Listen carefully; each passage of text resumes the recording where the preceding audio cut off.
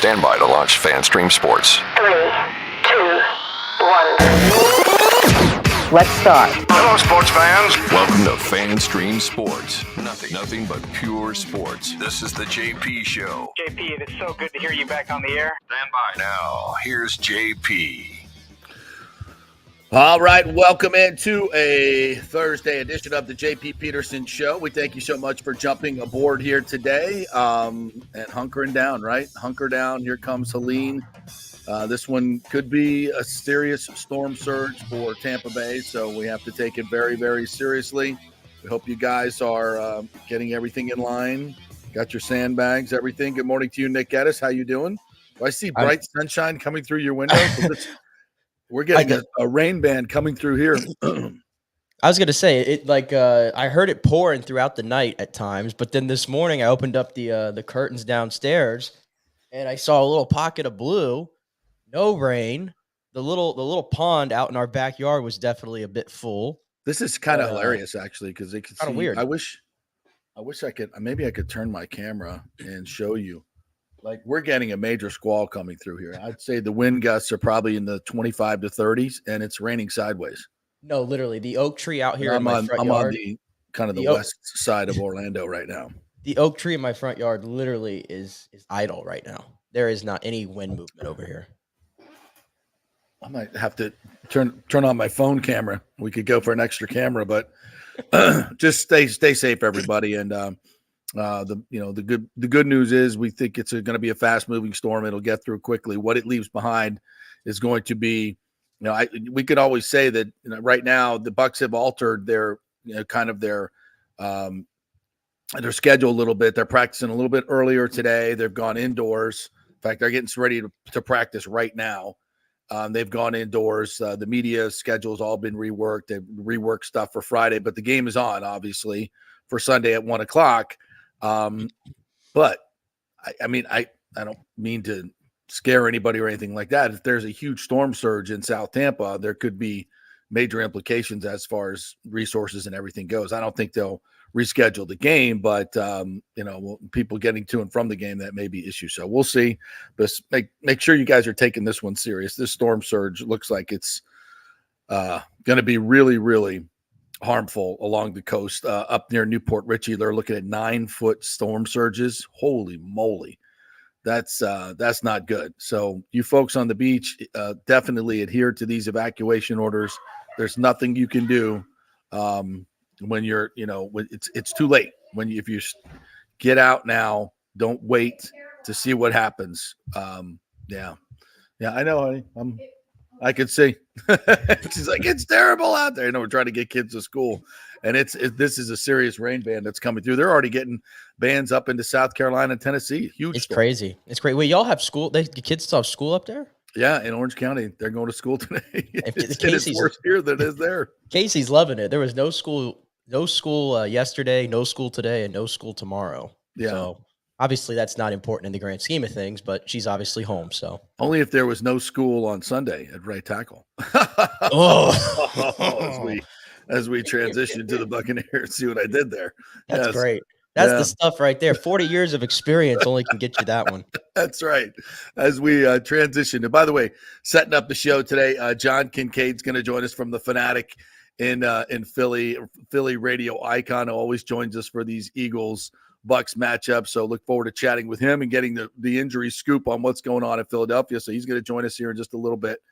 As far as the Bucks go, and you can get them on the line, Nikki, if you're ready. Vita Vea and Luke Gedeke were back at practice, but Bowles said for all these guys that he just doesn't know anything, and we'll know later on in the week. They could be out there, they could be not. It doesn't matter. Just they need a lot more information on all these guys. So whether they're out there or not, don't read anything into it. It's just, we'll see on Sunday, basically. But there's a lot. You got Vita Vea's got that grade 2 MCL sprain. He's been in a brace. But he was out there practice. He almost, he tried to go last week, couldn't go. I think, I would say maybe a 30% chance he goes this week. And I'm just making that up out of whole cloth, to be quite honest, just by what I see. Right. So it's just a maybe. Yeah. Tristan Wirfs has a knee injury, as we had kind of postulated that he was dealing with something. So he's got a knee injury. He's going to play. I saw him yesterday. But again, he's limited, and you can tell in his play that it's not 100%. It's just not the old Tristan Wirfs. So he's dealing with that.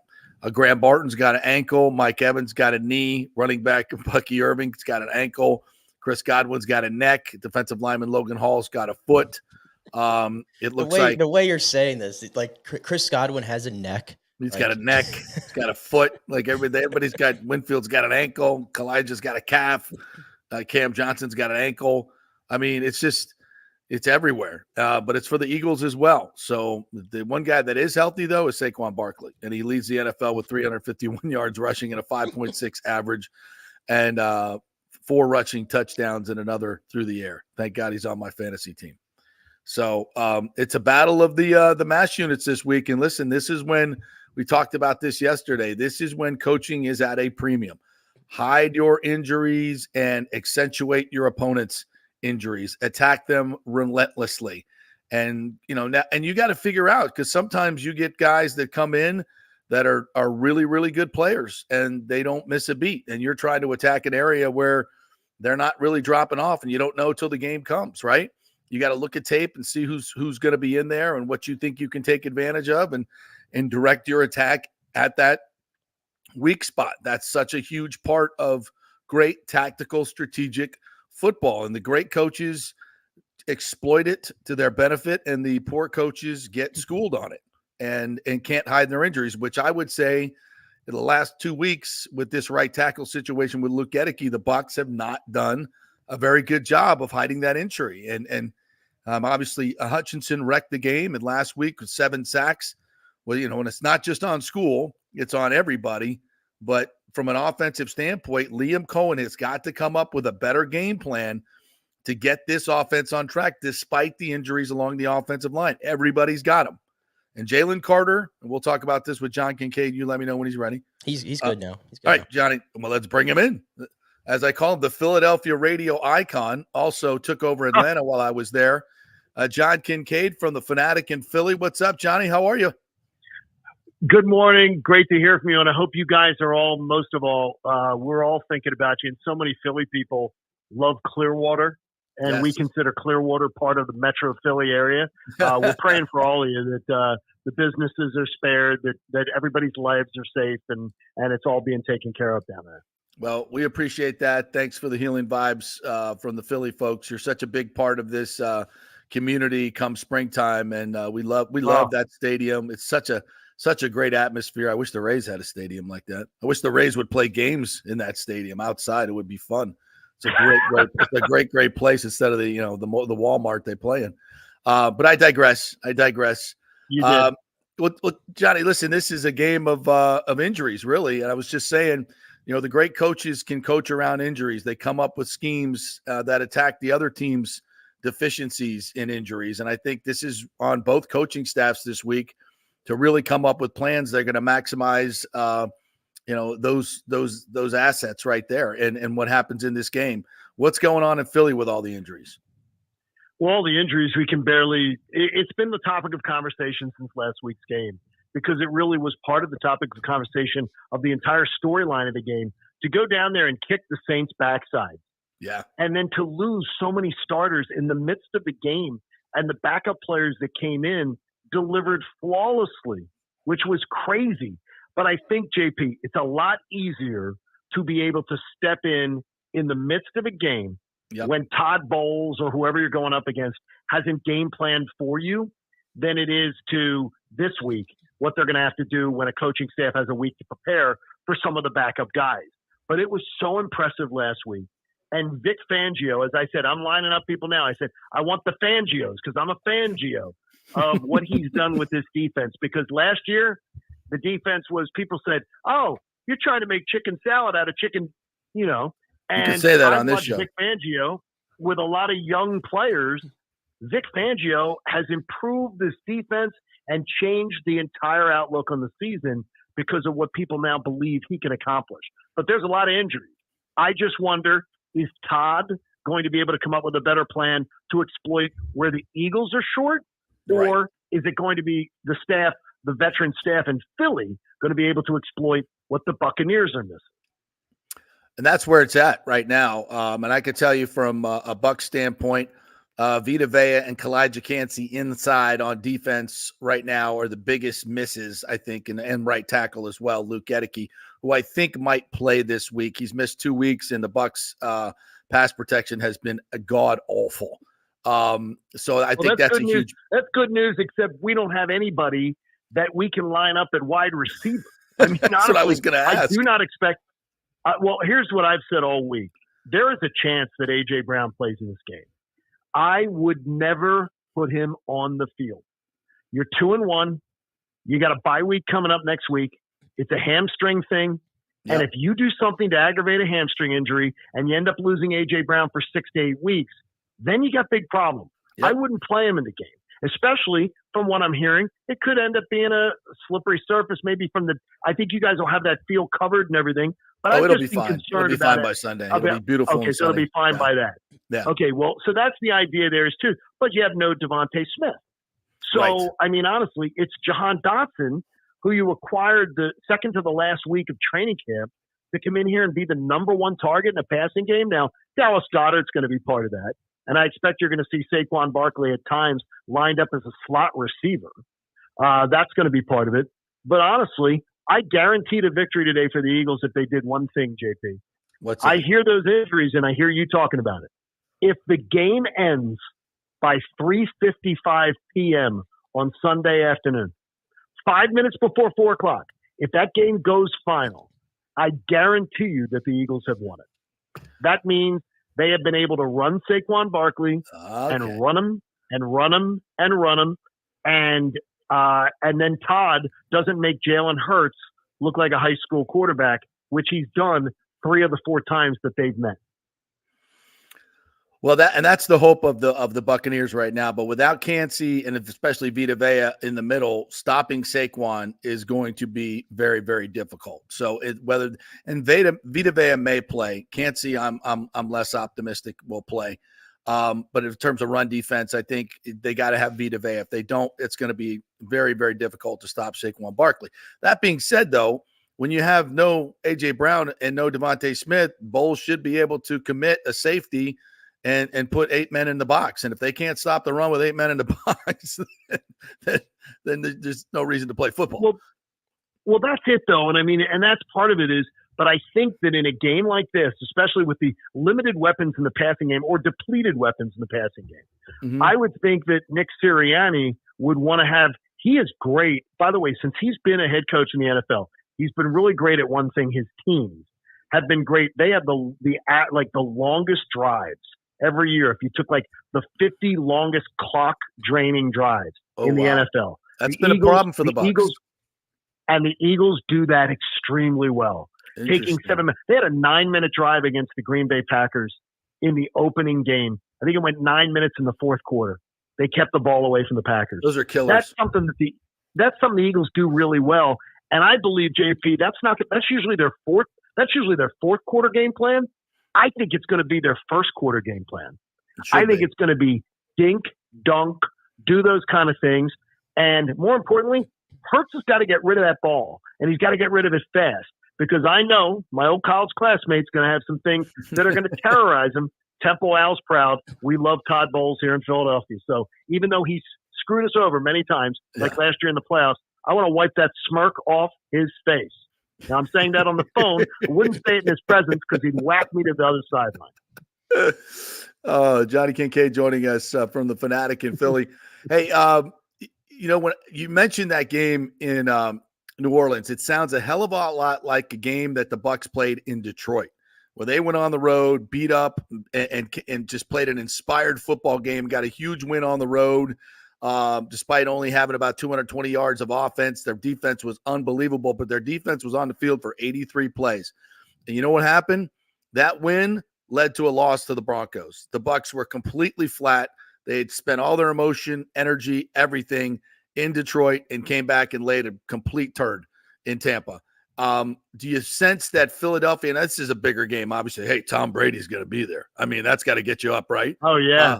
So do you sense that Philly will not be flat, that this is a big enough game because of the playoffs and all that stuff, that because the Bucks will not be flat, not this week, not against Philly, not in this week like they were last week. But do you think Philly could be flat after last week's heroic effort?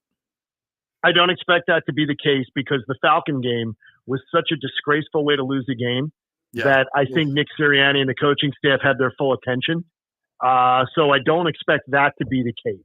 What I do think, though, is that Baker Mayfield's looked really good against the Eagles. He's looked very good against them. And I think that there's more of a challenge. Here's the difference, too, between what the Bucs did at Detroit and what the Eagles did at New Orleans. The Eagles went for like 450 yards of offense. Yeah.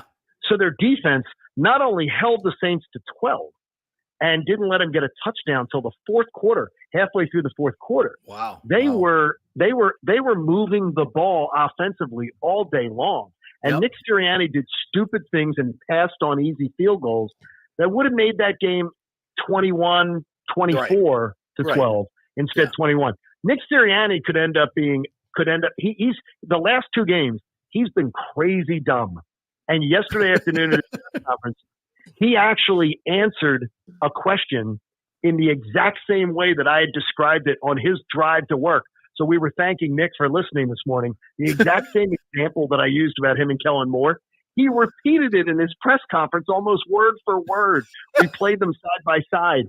Nick Sirianni the Eagles might be winning despite him. And I think, though, with Vic Fangio and Kellen Moore, there is a good opportunity. We've got two adults in the room this year as coordinators that can maybe rein in the head coach, Coach Ra-Ra, and can keep him focused. He's like a cheerleader on the sideline. It's just – and his fourth quarter decisions, honestly, I wouldn't pick him in a game of Connect Four right now, strategy-wise. I just think he's really hard. Thinking on the fly, he's not going to be on Coach's Jeopardy week. Let's put it that way. It's not happening. Strong opinions there. Go ahead, Nagy. A little. Well, you know me. Yeah, of course, I love it. I'm bringing it on Sirianni. Yeah, I love very it. shy, and it's why he loves me very much. Hey, John, I watched a lot of that game last week, and I noticed that Darius Slay and Kenyon Mitchell, the rookie, they both were pretty locked down against New Orleans. I'm curious what your confidence level is going into this game. Those two guys, because obviously we know Tampa Bay. Mike Evans, he's only had 15 targets through 3 games, so you expect that's going to pick up here. And Chris Godwin has had one of the best starts to the season of any receiver in the league. What's your confidence level in that matchup? My confidence level with let's just think Quinyon Mitchell for a minute. From opening week, he has had to start there on the outside, and he has been fantastic. And Jordan Love tried to go after him, tried to target him, couldn't beat him. Wasn't able to exploit him. Derek Carr tried to do it last week, couldn't exploit him. Kirk Cousins targeted him a few times, couldn't exploit him. We're thrilled with what we're seeing out of this kid because he has been fantastic, and he looks like he belongs. He's not letting up any big plays. He's not being over aggressive. Darius Slay is Darius Slay, and honestly, he's playing better ball this year than I almost feel he's played the last 2 years. He's been off to a really, really good start. Now, with a guy his age at 32, 33, you're thinking eventually, some nicks and cuts and wear and tear, that'll slow down. It might be the absolute best time. Johnny Kincade joining us here. Trying to shut down the two Tampa Bay and just to limit their opportunity, say they're not going to beat us. Oh, I got to tell you, I think Godwin's the one that they'd be would be more concerned with, honestly. And that's going to sound shocking to you. But I think his skill set has been something that maybe exploits the Eagles worse than other teams. Wow, Johnny, you uncovered the secret. Everybody always talks about Mike Evans, but Chris Godwin is the one who drives his team, and you're absolutely right. Chris Godwin, his skill set, I think, just might be more of a young secondary. I think with Mike Evans, everybody knows what you're supposed to do to stop a Mike Evans. Can you physically do it? Can you give him enough? Can you give him enough interference? Can you make him uncomfortable? Yeah. With Godwin, I don't know. First of all, I don't know where you're delivering him the ball, and I think that they're going to have ways to get it to him. If I'm on that, I'd bet more overs on him than I would on Evans. Yeah, I've cashed on Godwin every game on the over. It's been easy, and Bucky Irving, by the way. He's an unbelievable player, and people up here know him well and have a ton of respect for him. And Saquon has just been everything as advertised. I mean, he has just been – talk a little bit about what you've witnessed from him. That dude is on a mission. The Giants are idiots. Yeah, you know what he's done, though? He's brought he has such a professionalism to him. Yeah. And growing up an Eagles fan, too, he's so excited to get to play for the team that he grew up cheering for. How about that? And there's an excitement level to that, getting to go do that. But more importantly, he's talked about it. The idea of running behind this offensive line. Mm-hmm. Look, he was a Giant for 6 years, which honestly is child abuse. I mean, he has a quarterback. He has a quarterback he believes in. But more importantly, with the weapons that surround him on this Eagles offense, he doesn't have to be the main guy every week, but they're going to give him so many opportunities. I just wonder when there's A.J. Brown and Devontae Smith in a game, or Devontae Smith in a game last week, and you've got those kind of weapons to be able to distract. Todd's going to be keying on him. And if Saquon goes off and is able to just even average 4 yards a carry, 5 yards a carry, he's going to pop one. Yeah. And that's the key. That's where his big yardage comes in. He's going to pop a few, and it seems to be coming in third and fourth quarters. He wears you down almost like back in the day when Emmitt Smith have Emmitt Smith in the day would have 15 carries for something like 50 yards, 55 yards, and then he'd bust one for 60. Yeah. Saquon can do the same thing. He did it to the Saints. He physically beats people up. But what's so incredible, his pass protection. Yeah. The guy's a football player. He plays every down, and whether the play is called for him or whether the play is called for one of his teammates to shine, he gives it 100%. We've been so impressed with him, and it's unbelievable. And I know the coaches and his teammates are just loving this dude. And I have to think that with both A.J. Brown and Devontae Smith potentially out of this game, and also if you've been watching the Buccaneers, they did not do a great job of keeping Jaden Daniels contained, and not many teams are, honestly, with his legs. He's outstanding. And even Bo Nix last week. I mean, the Bucs had some embarrassing plays they put on tape where they were terrible with Nix. They could not keep him in the pocket. And so I know Jalen Hurts, it seems like he's had to run a little bit more here through these first 3 games. How important do you think his legs are here? I think his legs are important, but the thing is, I can tell you this. We've been begging Kellen Moore to take the RPO out of the offense because I got to tell you, Jalen Hurts has been fantastic this year, throwing the ball center of the field. He's been incredible. Wow. He was 11 for 11. He was 11 for 11 against the Packers. He had one incompletion against the Falcons. He's been unbelievable doing it. When he does this RPO stuff, it just is, it's not working. I don't know whether he is not anticipating when to keep it or not. His timing's been a little bit off. But look, I look at it this way, and that's one of the things you brought up, the Bo Nix thing. I got to see some of that game, and I went back and watched the 15-minute version through NFL Plus. Mm-hmm. I'm telling you, I'm saying it to Todd, exactly where you would want to keep Bo Nix is in the pocket throwing the football. Because he's going to give you a couple Easter eggs. You're going to eat. I couldn't believe the amount of times Bo Nix was getting loose because Jalen Hurts is much more dangerous than Bo Nix is if he gets in a little bit of space. I found that part really optimistic, especially when I look at the offensive line. The Eagles' offensive line through 3 weeks has given Jalen Hurts the most time to throw the football in the NFL. Yeah, and the Bucs so pass he doesn't have a ton of. Oh, well, wait till you see the Eagles pass rush. Because believe me, if you blink, you're going to miss it. It's absolutely atrocious. So Baker's already saying, I'm not even going to have to wash this uniform. It has not been enough. But Jalen Carter was pissed off last week and showed up and started to do some things. Jordan Davis did too. We're starting to see the Georgia Dogs eat a little bit. And in the pass game, Nakobe Dean has been mediocre. And in the run game, he has been fantastic. So we're starting to see a return on investment on Kirby Smart's boys that he has picked up in the draft. And Devin White, will he be playing this week? A healthy scratch no 2 weeks in a row. What did I ask you about? What did I ask you about? I mean, you know. Here's what. I told you he was a bum. You told me the day I'm asking you that I'm texting you, get in touch with you the day it happened. And you're laying out to me, Devin White doesn't do this, doesn't do that, don't do that. Here's what I would tell you. I don't believe that Vic Fangio is a Fangio of Devin White. Clearly not. No. And the one thing is, Fangio was tossed the keys to this defense and told, do your thing, and you're not going to be interfered with. And I can tell you, he has Bryce Huff, they signed to a $51 million contract, free agent from the Jets, to be a pass rusher to replace Hassan Reddick. Bryce Huff got like 23 snaps last week.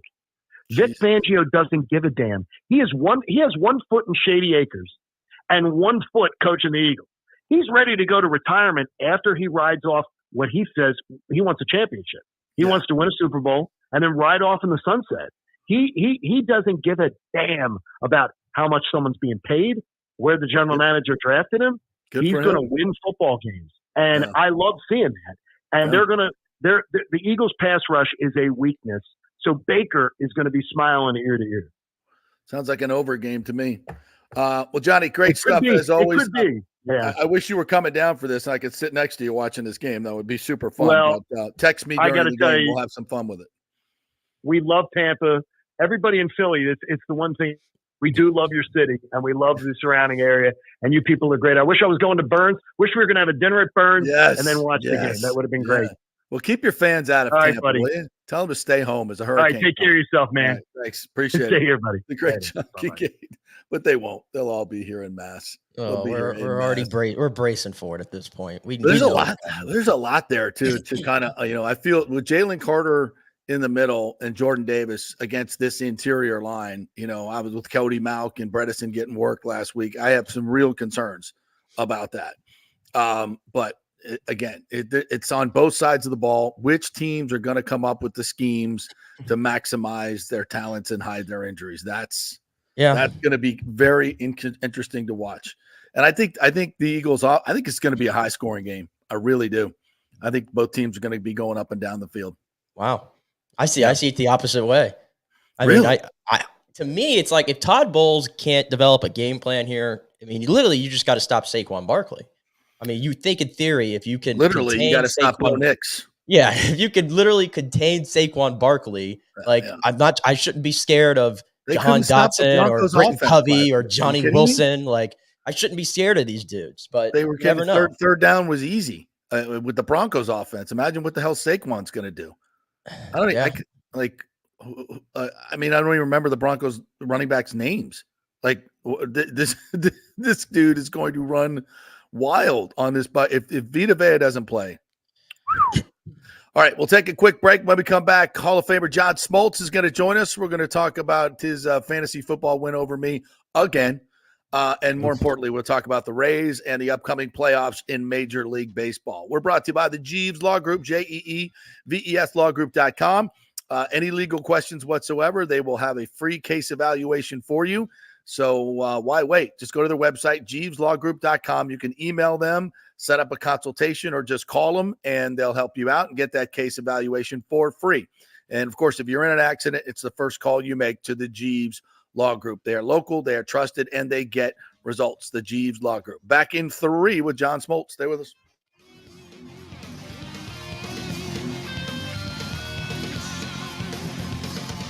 Hey, it's football season, and we welcome back the Gator Report every Monday and Friday, sponsored by the Jeeves Law Group, JEEVESLawgroup.com. Just go to the website. You can contact them through there. Scott Jeeves is a tremendous, aggressive attorney and a big Gator fan, so we appreciate him supporting this show and, of course, your Florida Gators. They are local, they are trusted, and they get results. Whether it's personal injury or anything else, any law matter at all, it's the Jeeves Law Group, JEEVESLawgroup.com. Give them a call. Tell them JP sent you.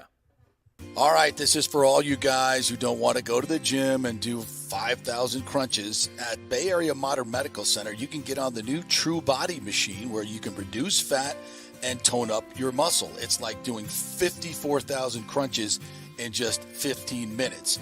Define your body as you see fit. True Body offers personalized muscle stimulation that delivers the equivalent of those 54,000 crunches in just 15 minutes. Just get in touch with them at Bay Area Modern Medical Center, BAMMC.com. Chris Lugo and the team over there will set you up on TrueBody and get amazing results. Non-invasive with comfortable and little to no pain and zero downtime. You can isolate and target those areas that you want to improve and treat multiple areas simultaneously. It's an amazing machine, so check it out at Bay Area Modern Medical Center, BAMMC.com.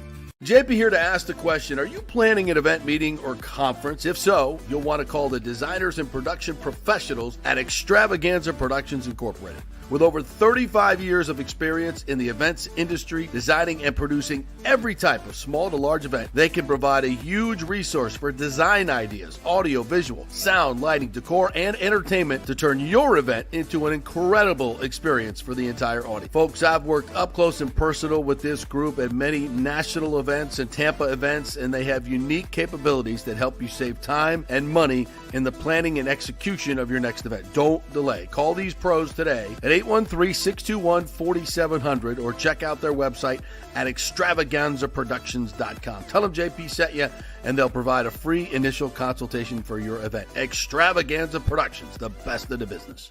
Golfers, listen up. The hottest new driving range craze has come to Rogers Park in Tampa. The Top Tracer range is now open 10 to 9 p.m. And just like you see on TV, every shot is tracked for yardage and accuracy, giving you immediate feedback. And best of all, you can virtually play the top courses like Pebble Beach or St. Andrews with your buddies.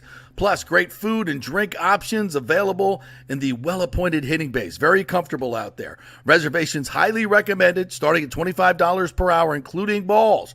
Reserve at RogersParkGolf.net. That's RogersParkGolf.net. See you there. Let's go. Right now, back to the show on FanStream Sports.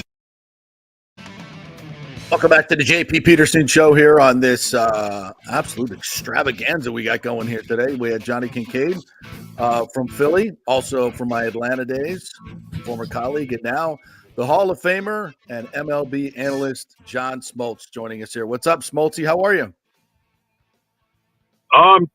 Getting ready to check out how much rain we're going to get in the next 2 days. The storm's going to be a little interesting for you all and for here. Yeah, I think you guys are going to have to batten down the hatches as well up there in Atlanta. It's this one's going to be a bad one and a rainmaker. And I was just looking at the storm surges here in Tampa Bay, which you're so familiar with, and they're going to be 2 and 3 feet above previous record levels. So yeah, there could be a lot of damage here in the Tampa Bay area, but stay safe up there, my friend. And the Braves had to move their games to Monday, right? They're going to play the doubleheader on Monday against the Mets. Yeah, there's only one team that's super happy about that, and that's Milwaukee. What a bad break for both the Mets and the Braves. When you think about timing is everything, and the race may or may not be over by Monday, but more than likely it's probably going to be within that margin where they're going to have to play. And can you imagine having to use resources on Monday that you were hoping to save for the first round? Yeah. So it really does change the dynamics of the playoffs in an adverse way. And if you're the Braves, you've been used to this now all year. You've had to deal with tremendous injuries and blows. So it's just another thing you got to deal with. And for the New York Mets, they were as hot as any team coming into this. So it's unfortunate, but in this day and age, you got to deal with it and just move on. Yeah, both teams will have a very, very hard time moving on in the playoffs. Even if the Braves, of course, have to still get in. They're a half game out, but those injuries that they've dealt with all year long. I don't know if I've seen anything like it. I mean, the Bucks are dealing with them right now, but for Atlanta, what has it been like, especially in pitching? Well, everywhere up and down the lineup, right? Yeah, you really can't. When you think about sustaining something like that, you really can't. And they've done a remarkable job in really kind of hanging in there when you think about all the major injuries. Every team has injuries. But you could go along every team and go, this guy and that guy cannot get hurt. And that's exactly what happened before the season really got going. Both of the number one offensive and number one pitching. And then it just became somewhat comical on how many stars in their lineup got hurt. But they've done a nice job hanging in there. I got to give them credit. Yeah, absolutely. You have any thoughts on pitching injuries? And I know some have blamed it on the pitching clock. I don't know if I buy that, but what are your thoughts on, the rash of pitching injuries again this year? Especially the Rays got hit again. Yeah. Yeah, the pitch clock has nothing to do with it. It's just a cop-out. I agree. This has been going on for 10 years. When things are happening and then it takes something, I don't even understand why it would take something to take notice, but the two biggest injuries this year to start were by Cleveland and Atlanta when Strider and Bieber, basically a day apart, got Tommy John again. People started going, oh, my goodness. This has been going on for 10 years. Yep. And if I had to slice the pie and give you the reasons why, over half of the pie would be training. It's just training to throw max effort. You could throw that right in there. Max effort is the biggest reason why injuries are being and then they know it. Like, look, you're never going to get anybody admitting it, although some teams are starting to come out and acknowledge the obvious and say we got to do some things differently. So you got max effort velocity, you got training, you got the ball. The ball is a big issue. The ball has changed over the last couple of years. The grip pressure and the grip, which led to all the cheating and technology and science that allowed to stick them. And, that's what happens. Science is always going to be ahead of the curve when it comes to anything that can enhance or change the dynamics of how the sport was supposed to be played. So until they reward pitchers differently and until they ask them to do things that are not max effort, you've heard me say this before, it's red line pitching. You look at the tachometer on your engine, and there's a red line that tells you to stay away from that red line if you want to protect your engine. Well, if you want to live in the red line and see how far you can push your engine, it's inevitable. You're going to blow it. And that's what we do. So we have, to share one more corny illustration, there's a reason there's stop signs for when we're driving. If you keep blowing through stop signs, you're going to get in an accident. And we blow through all the stop signs that pitching and doctors and people have been saying for years. It's like, whatever. We're just going to keep blowing through it. We'll just get the next guy. Well, now Major League Baseball is going to have to think about instituting another rule around pitching to change the reward system and the way that baseball operates. What would that look like? I've heard, was it Matt Olson that was talking, or maybe it's Whit Merrifield that was talking about these guys. Half of them don't even know where the ball's going. They're just trying to throw it 100 miles an hour.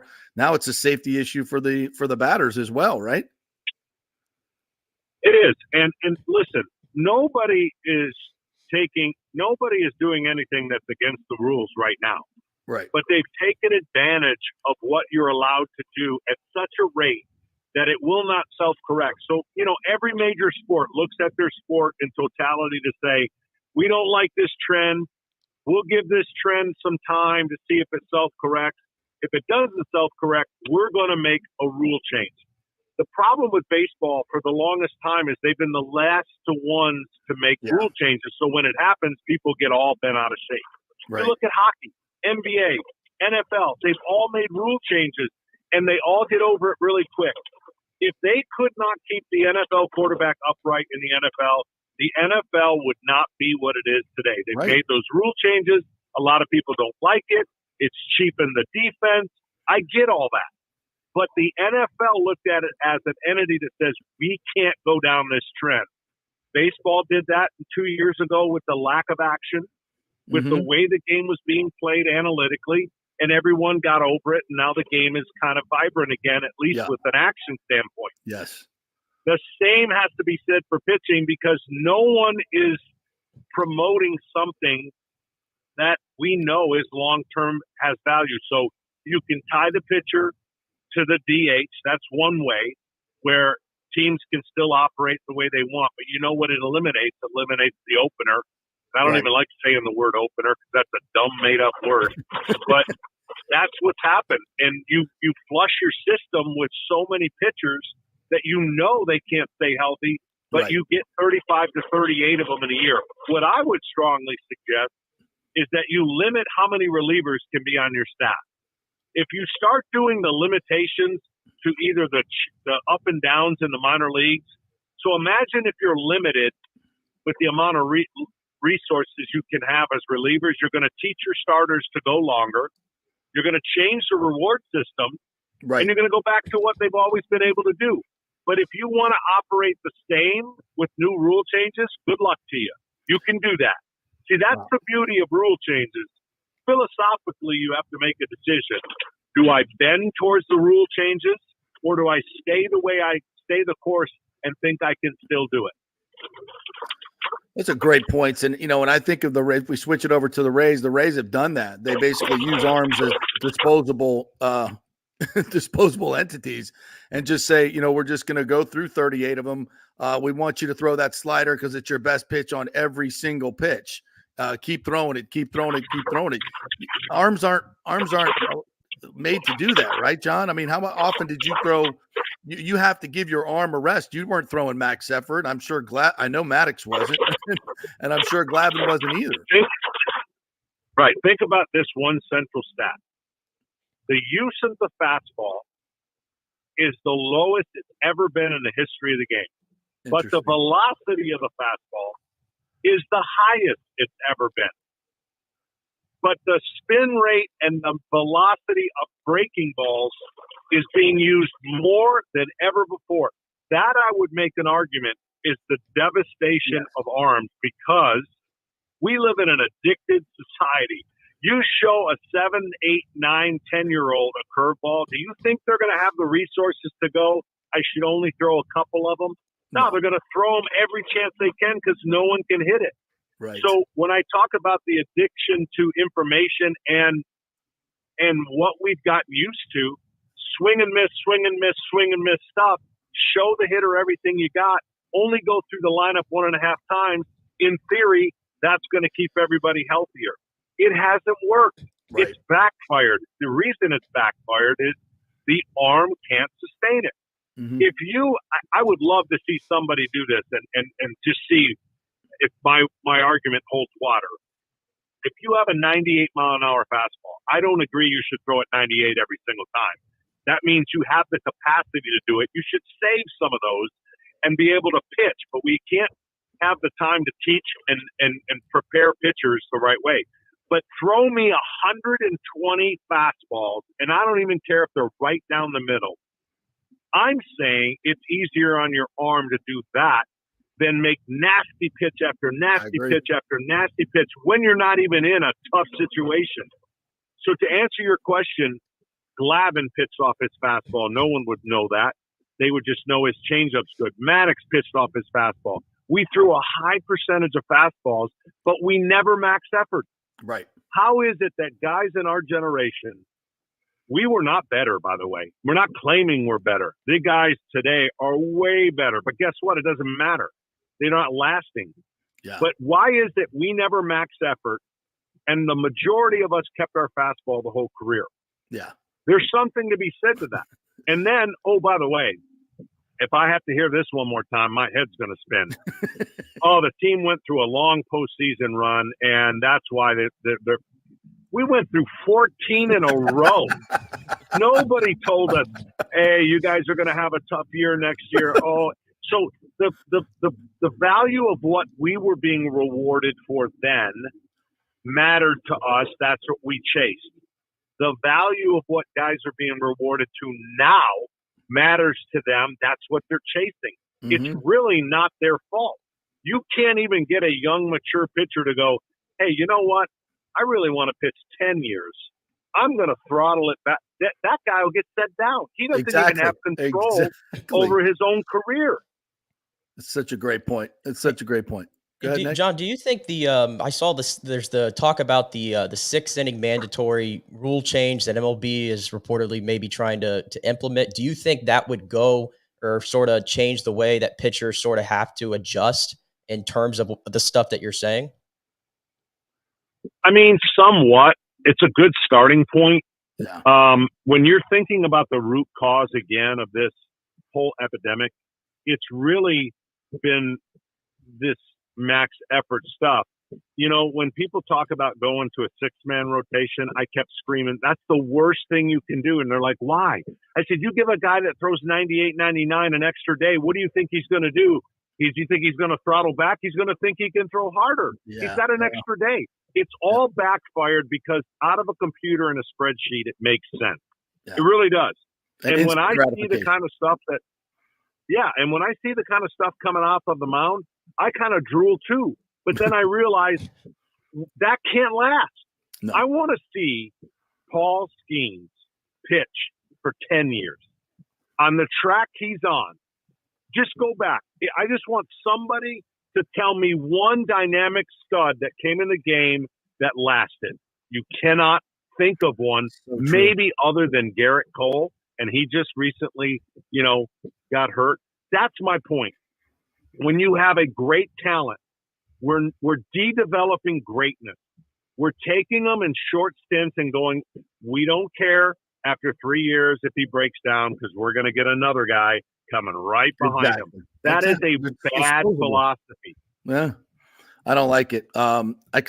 We could go on and on like this. I don't want to keep too much of your time here, John. I love talking pitching with you. I got to hit the Rays real quick. Their offense, thank God the White Sox were here this year. Otherwise, this Rays offense would be dead last in everything. They're 29th in everything. Their pitching in September has been unbelievable. And they look to have a great staff next year. But as you've said on this show many times, until they start spending big money on proven hitters, it's going to be tough for them to really be in the World Series mix. Is that still kind of your thought on the way the Rays are playing baseball? Yeah, there's all kinds of philosophies that so-called work, but the way the Rays have operated, they've disproved a lot.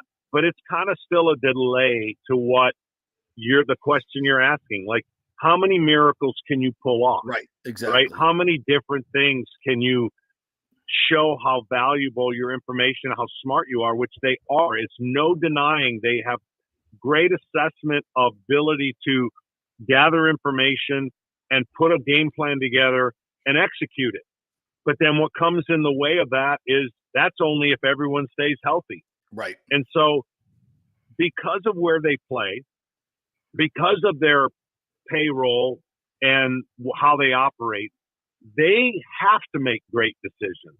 They can't afford to make bad decisions or get bad breaks. So I could argue that next year they could have one of the best pitching staffs in all of baseball. Absolutely. And I could argue that if everyone stays healthy, they're right back in the mix. There's no drop off, even though they didn't make the playoffs this year.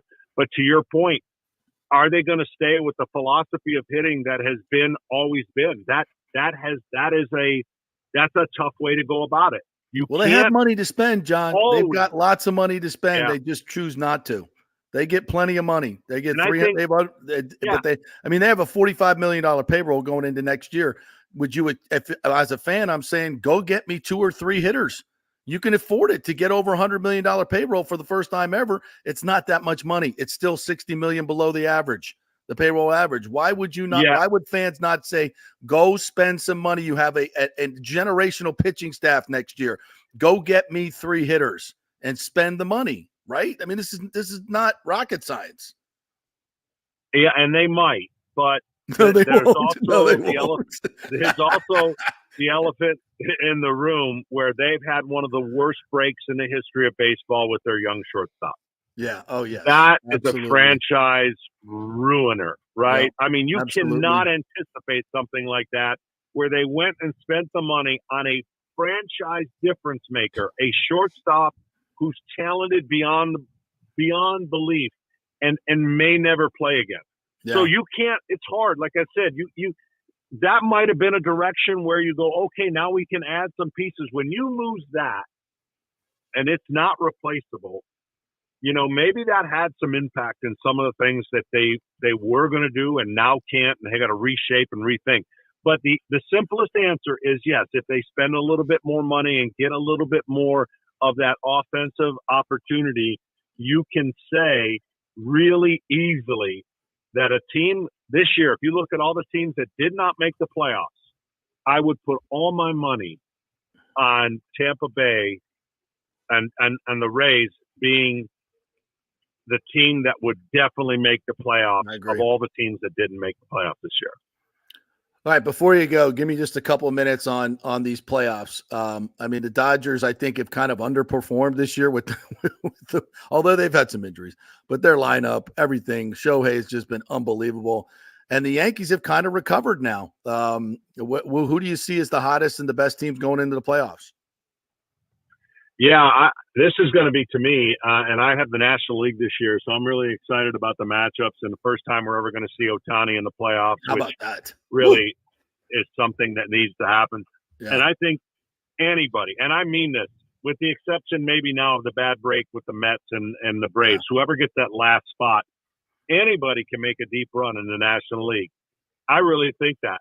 But the team that I think has been and probably was one of the favorites before the year, their complete roster, Philadelphia. Philadelphia has every component you would want to make a deep run. Milwaukee's sitting there with no one paying attention. And, oh, by the way, they just won their division going away. They're a thorn in the side of everybody.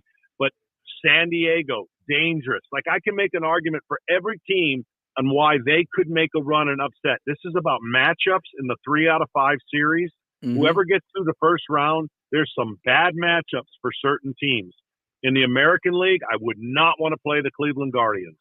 Mm. That is a bad matchup for certain teams because they play clean baseball. They lock you down after 6, and you just have to beat them. It reminds me of some of the Rays teams when they were doing their thing where you had to beat them. Now, if they didn't score any runs, that's how you would beat them. But the New York Yankees are coming around. I thought the 2 best rosters before the injury barrage were the Baltimore Orioles and the Philadelphia Phillies. You can make an argument for the Dodgers. They've had just as many big injuries. Their rotation's a shell of themselves. Of course, Glasnow being a former Ray, never pitching more than 130 innings. I mean, the narrative in the pitching has just decimated some really, really good teams. So baseball and the playoffs are going to be intriguing. I would not be shocked. I would not be shocked if we don't get the 4 best teams.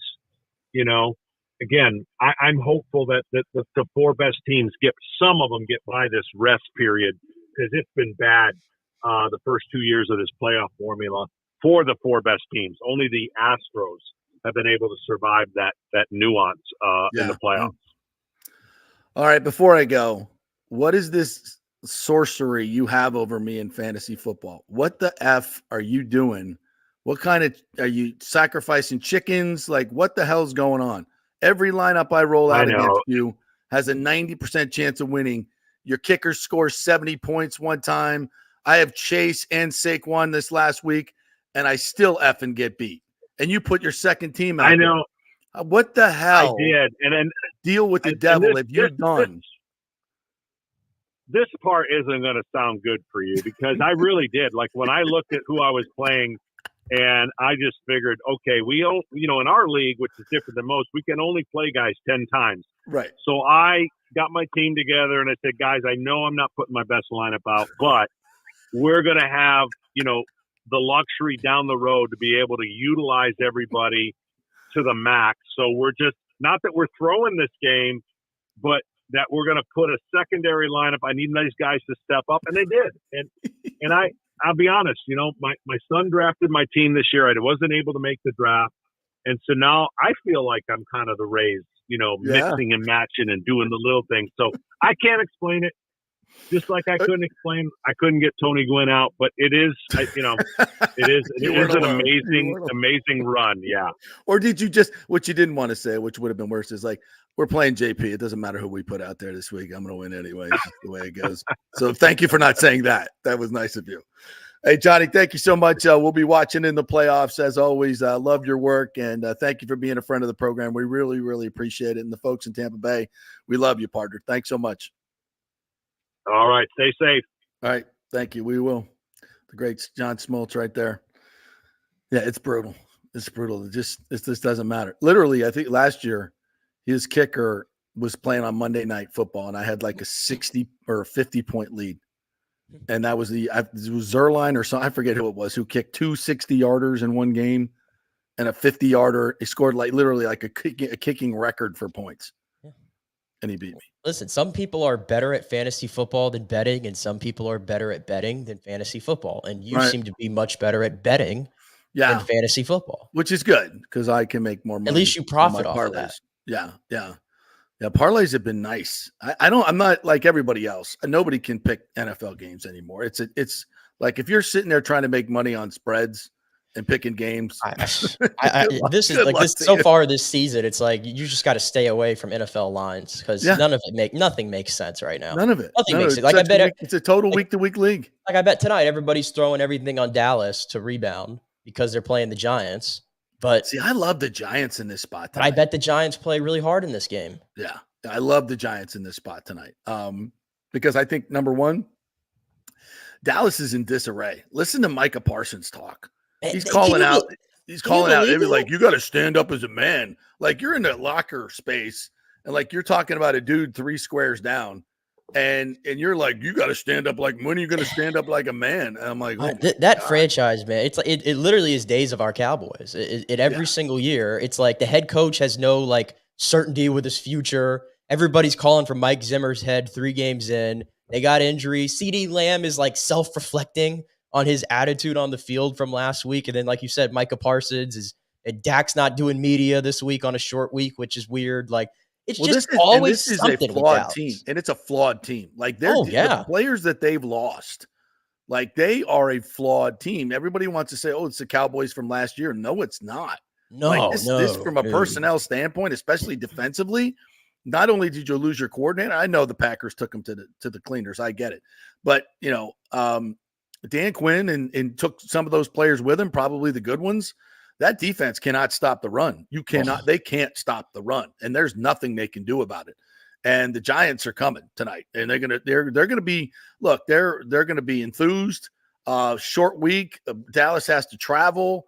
High expectations. The Giants, if you really look at the way they've played this year, has not been too bad. Save a couple of stupid Daniel Jones mistakes. If they could easily be 2-1 and a kicker. No, they'd be 2-1 if Brian Daboll, fielded an actual kicker. Right. In week 2 where they had to go for it like 3 times. Right. Exactly. That's just dumb stuff. And tonight they should be, I think everything points to the Giants, and I'm getting points. I mean, that's a no-brainer. But again, what the hell do I know? We don't know anything. I thought the Bucs were going to beat the Broncos last week, and they laid the points. No, sir. Did get the under though. It's just. And to me, the best player on the field tonight is going to be Malik Neighbors. I mean, by the way, for all you fantasy football people out there, he is number 1 among all receivers in fantasy football through 3 weeks. Just completely as advertised and more. I'm going to have a lot of fun watching him tonight, and especially if he goes up against Trayvon Diggs. Great matchup. Great matchup. Yeah, and Danny Dimes has got to get him the football. So far, so good, right? So far, so good. Yep. So, I love the Giants in this spot tonight, and the Cowboy meltdown that's coming this year.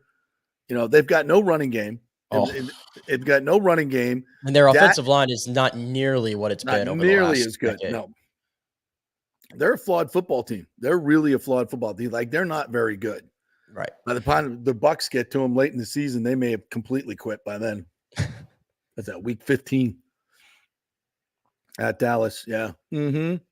Those back-to-back road games at the Chargers and at Dallas for the Bucs before they come home against the Panthers and the Saints.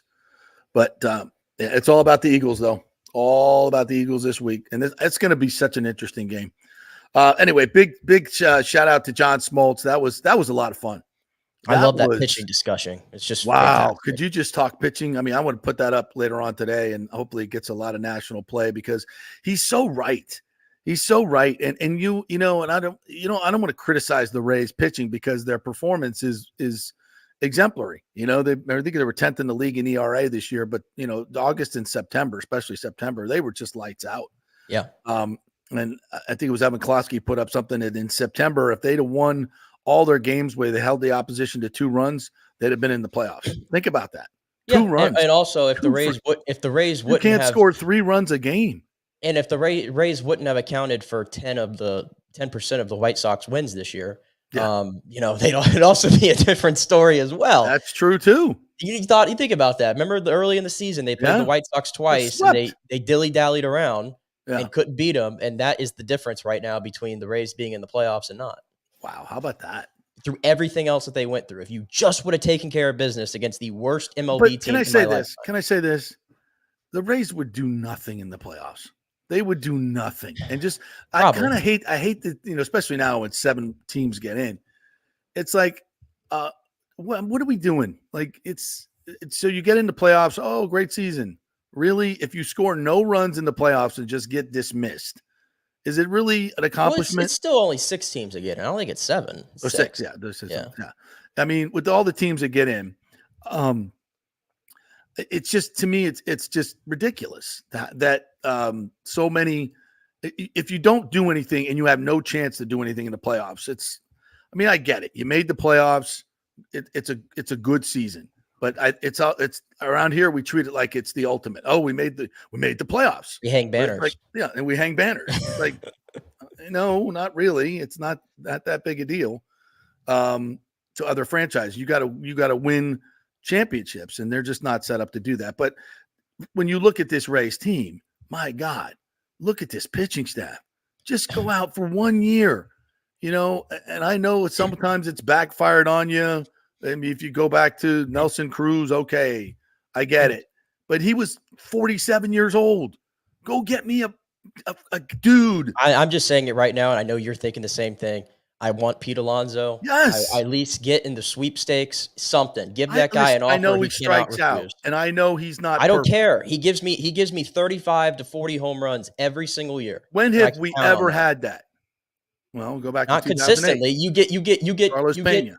You get the years where Pena was here. You get 1 year out of Brad Miller or Logan Morrison's of the world. The Zunino popped off 1 year. Like, it's very isolated. No, I'm talking about bona fide, legitimate hitters that put up fears. 35, 40 home runs every freaking year. Yeah. Can you imagine even if you just plopped Pete Alonso in the middle of the Rays lineup for next year? Like, you're telling me that I can set up Yandy, Bilal, Caminero, Pete Alonso, everybody better. A rebound from Josh Lowe, and add some other guys in there. Like, now we're playing with something here. It just changes so much when you have one guy in the middle of the order that every other pitching staff has to account for. And right out as I see it, some pitching staffs account for Bilal at times. They're already accounting for Caminero, but outside of that, I think they're willing to pitch to anybody. All right, let's take a quick break. I want to come back and continue the discussion that Smoltz brought up and some of the stuff that John Kincade. Hell of a first hour if you missed it, folks. John Kincade from the Fanatic. John and John show, who's just always on it and incredibly great broadcaster. Love Johnny Kincade. He was fantastic and really gave us some things to talk about in terms of Bucks-Eagles matchup. And then this pitching discussion with Smoltz was just off the charts. And if you were around, and I know you weren't, but if you were around to watch him in Glavin and Maddox and the rest of the guys that were around them and this entire pitching staff that for 14 years dominated baseball in Atlanta, it was just like watching just pure masterpieces every time they went out to pitch. They were so good. And you see that and how he talks from experience. Like, he knows what the F he's talking about. And the people in baseball need to listen to what he's talking about, because I do think it's really, and I tell you what, it's really unfair to a lot of these pitchers. Yep. It's unfair what they're being asked to do because it cannot be sustained. It's just literally it's almost, I hate to say this, it's almost like the way the NFL treats running backs. Like, we're just going to use you up for 4 or 5 years, and then we're just going to toss you aside and bring in some new ones. It's not right. All right, we'll take a quick break. We'll come back. We'll have all that discussion on the back end. We'll hit some of the colleges as well. Chris Lugo is going to join us. If you have any questions about your health, your nutrition, your workouts, put them in the comments. We'll get them to the doc for answering at 11:45. Much more coming your way. Brought to you by Italiano Insurance, 813-877-7699. Have them do all the work. You save all the money. Italiano Insurance. Back in 3. September is here, and it's time to celebrate with the stunning birthstone of the month. It's Sapphire at the Gold and Diamond Source. Known for their natural beauty and glamorous allure, Sapphire's truth, sincerity, and faithfulness make it the perfect stone for September. During the 40th anniversary, you can find a special selection of this precious gemstone, from stunning rings and necklaces to elegant earrings and bracelets. Steve Weintraub handpicks every piece for its brilliance and its quality. The expert staff will help you find the perfect gift, whether it's for a loved one, a special occasion, or just to treat yourself. Visit the Gold and Diamond Source today, where you'll always find the perfect gift. It's more than jewelry, it's love. At the Gold and Diamond Source, 3800 Olmerton Road, always online at thegoldendiamondsource.com. Hey, it's football season, so we welcome back the FSU Football Report every Monday and Friday on the J.P. Peterson Show, sponsored by those huge FSU fans at Italiano Insurance. They'll save you money as well. Just do a quick insurance checkup, 813-877-7799. They just saved me $500 on homeowners insurance. Who's doing that? Yeah, they just shopped it around, found a better, cheaper company, and we got a cheaper price. And business insurance, make sure you're covered or you could lose your personal wealth. That's 813-877-7799. ItalianoInsurance.com. Go Noles. Hey Tampa Bay sports fans, this is two-time LPGA major champion Jane Geddes here. After winning the US Open and 10 other LPGA events, I wanted to try something completely different. So I came right off the top turnbuckle and landed in the crazy world of WWE. And yes, you heard that right. That's WWE. Working for the Vince McMahon as the VP of Talent Relations for the company. Now, though, I want to work for you. Everything I've done in my life, I've done with incredible passion. And now I've turned my focus to leading the best real estate team in Tampa Bay, the Geddes Gordon Group with Keller Williams in South Tampa. If you're looking for a new home, an investment property, or looking to sell your current home, we will give you major championship level service. When you choose Geddes Gordon Group, you become part of our inner circle, like family. So if you're looking for a few golf tips or a golf course view, we're going to stripe it right down the fairway. Call me at 813-485-6808 or go to gettysgordongroup.com, or again, give me a ring at 813-485-6808. JP here for Third Generation AC and Plumbing. And Third Generation really says it all, folks. The owner, my friend John Rodriguez, has been in the AC and plumbing business since 1995. They built their business on honest assessments and doing great work on time for a great price. Simple, right? Did you know many AC techs are incentivized on big commissions to sell new AC units, and you might just need a drain cleared? So if you want someone you can trust, that's John Rodriguez in Third Generation Services. Check out the 5-star Google reviews. If you have a plumbing or AC emergency, call 813-961-8024 and a human will answer the phone.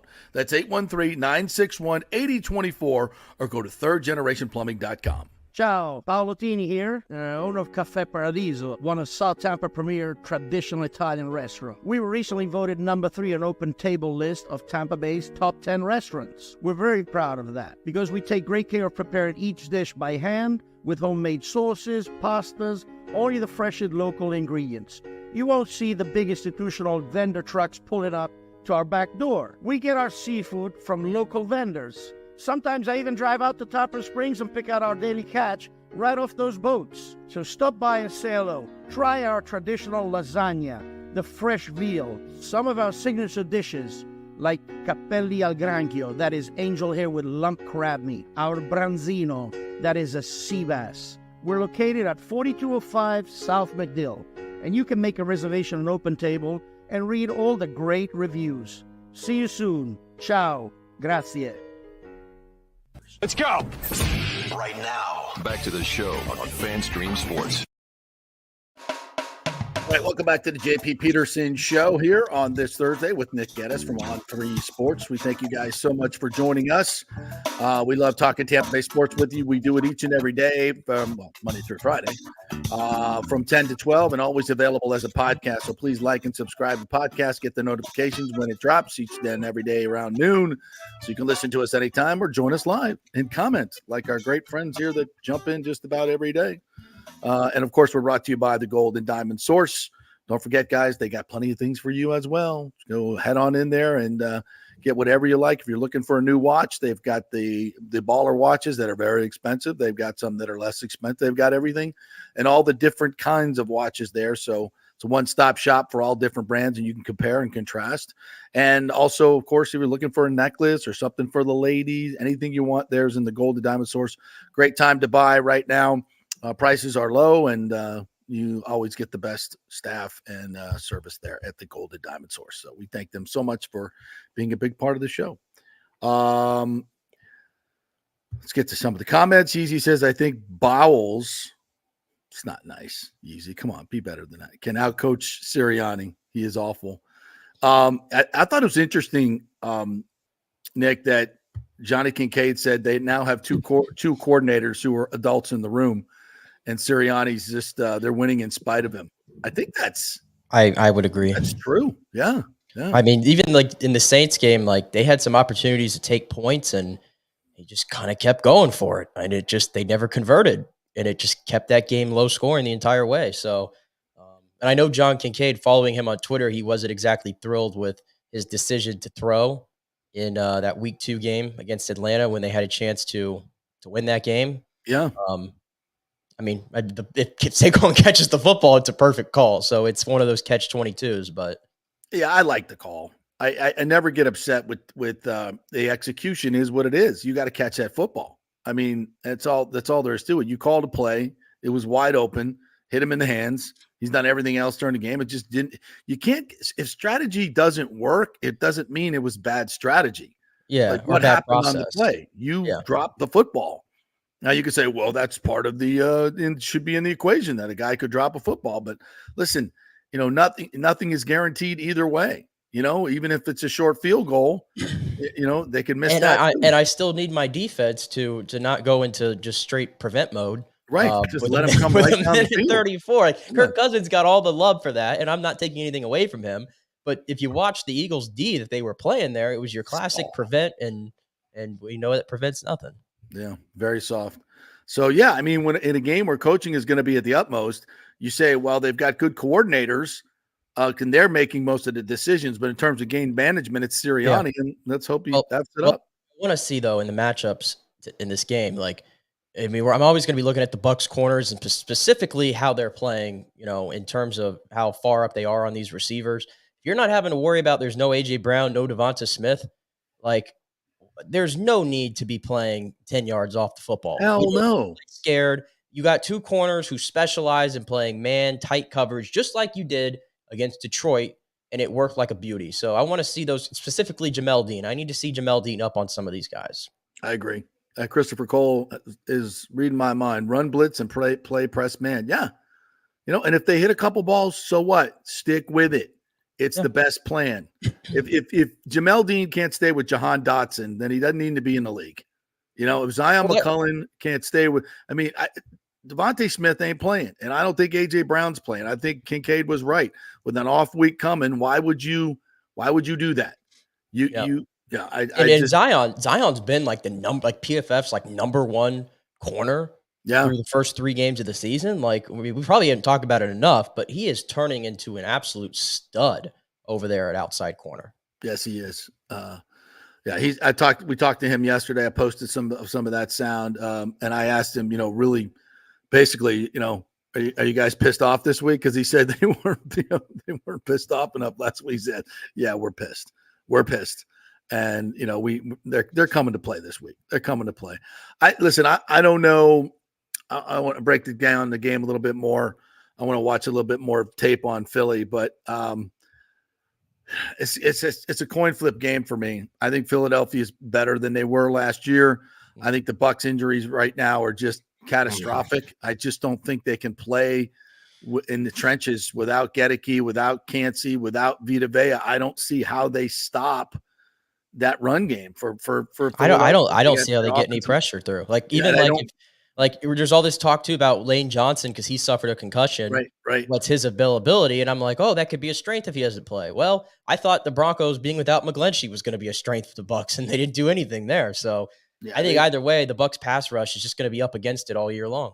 Unless they have Cansey in the middle, who almost demand if you have Cansey and Vea, you demand 3. You demand 3 to block those 2. So now your outside guys are isolated one-on-one. And When you can bring a blitzer from the outside or even the double A gap, you create so much trouble for that interior line.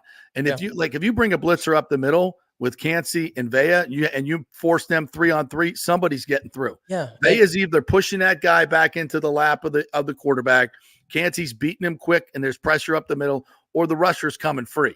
Yeah. When those three guys are in there, and that color in your face right away is going to impact the game. And they haven't been able to do that in the last 2 weeks. Thus, they have zero pass rush. And if they get some pressure, I mean, I feel confident about, like I said, Zion's ability when Winfield gets back out there. Tyke Smith has played really, really well. He's tackling really well. And then Jordan Whitehead, who I know didn't have the greatest game against Denver, but nobody did. Between those four guys, and I hesitate to throw Dean in there because Dean is an enigma. I mean, almost play to play. But I feel confident almost if they can get Vea and Cancey back in there, that if they get some pressure, I don't think you're going to see guys running open like you saw last year. Yeah. Yeezy's right. Zion is our CB1, no question about that. Whitehead better tackle better, says Greg DeCruz. You're right. He said you can't play that what-if game. You'll go crazy. I understand that. It's just, to me right now, there's no there's just – the defense has got to have an identity. They've got to find an identity, but it's hard to do when you're missing so many guys. Yeah. And let's not forget Winfield's not in there. And Winfield is such a key piece for Todd Bowles in terms of his pressure packages and being able to do something. I mean, he's the queen of the chessboard. And don't get it twisted. He is the one that you base all of your different packages on, because he can do so many different things and he's really good at it and he makes plays. They don't have that. Yeah. It's almost hard to even figure out, like, of the big four losses between Winfield, Gedeke, Vea, and Cancey, like, which one's the most important? They're all very important in their own ways. Well, Gedeke has completely changed the offense. I was going to say, the way I've seen the offense play in 2 games without Luke Gedeke, like, I'm almost leaning there, even though he's probably the defense won the Detroit game. Yeah, the other 3 players are probably better at their own positions, but in terms of how it has affected the offense's play, and it's affecting Baker Mayfield, because like we saw against Denver, even when there wasn't pressure, it's like he was playing, like, anticipating it, and you just can't do that. Right. As far as the pitching discussion goes, and vis-a-vis the Rays, I mean, obviously the Rays production has been great, but one of the reasons they have not done great in the postseason is because their bullpen, in past years, and I'm talking about going back to 11 and 10 and 10, and I'm trying to think of some other years where they get to the postseason, their bullpen is gassed. And, and that's the way they won a lot of games is locking it down, as Smoltz said. And they get to the postseason, they've used all their arms and they're used up and they're burnt out. And this is the part of the philosophy that helps them win in the regular season, but doesn't set them up for the postseason. And then the other part of that is, you can mix and match and platoon players all year long and win games and score enough runs when you got good pitching and defense. That's the way the Rays have done it. But when you get to the playoffs, you face the best pitching staffs, and they will shut down mediocre hitting, even platoon hitting, for the most part. And so that doesn't work. So this is why you have to go out and pay the big boppers to be able to compete in the postseason. And with this generational pitching staff that's coming up for the Rays, it's probably for the next couple of years. If you go out and add a Pete Alonso and add one more consistent hitter with power, and we've got plenty of spots in the lineup, add a Caminero to that. If you want to keep Bilal, fine. But I mean, wow, you've got an opportunity here to really, really do something. Well, and that's why, in terms of, like, the playoffs, for example, the team that always seems to figure out a way to advance far in the playoffs, and that's why this year nobody's talking about them, but I'm probably going to pick them to come out of the American League. And it's the Houston Astros, because they're just so battle-tested in the postseason. And guess what? I know they're going to pitch well, and they have Josh Hader in the back end of their bullpen. If they get it to him, it's over. And obviously Abreu right in front of him. But offensively, I mean, it's the same guys every single year that always perform. They'll show up. I know what I'm getting out of Jordan, Bregman, Tucker, Altuve, catcher Yadier Diaz. Like, I know what I'm getting. So, like, those are the teams that I gravitate to. I don't care that they're an 86-win baseball team right now. In the playoffs, I know what I'm getting from the Houston Astros. I was just thinking, like, how awesome would it be to sign Pete Alonso, and not that Houston would ever do this, but trade for Kyle Tucker, have Alonso and Tucker Well, right in the middle of your lineup. It's not happening. It's not happening. The Tampa 2. That'd be the new Tampa 2, right? I got all kinds of, we got billboards, we got everything. How awesome would that be? Although It's not happening. Kyle's like, I'll never play in the Trop. Like every time I come here, I got to ice my knees when I'm playing on the Trop floor. Anyway, but again, what a great opportunity for the Rays the next couple of years if they just get off the wallet and sign some players. But and do you see by the way, what's exciting me too about not just the rotation. By the way, for all you people, we can't afford it. It's not your money. It's not your money, and they can't afford it. It's not your money. It's not your money, and they can't afford it. If he wanted to spend it, he could spend it, but he's greedy. He's a greedy little man. I was going to say though, JP, are besides the rotation, which we're very excited about, the back end of the bullpen next year. So Pete Fairbanks is going to come back, I think.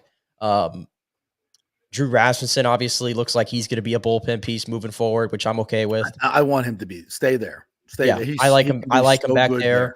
Uceda, God, is fantastic. And then, by the way, this Montgomery they just brought up. Did you see him the other day?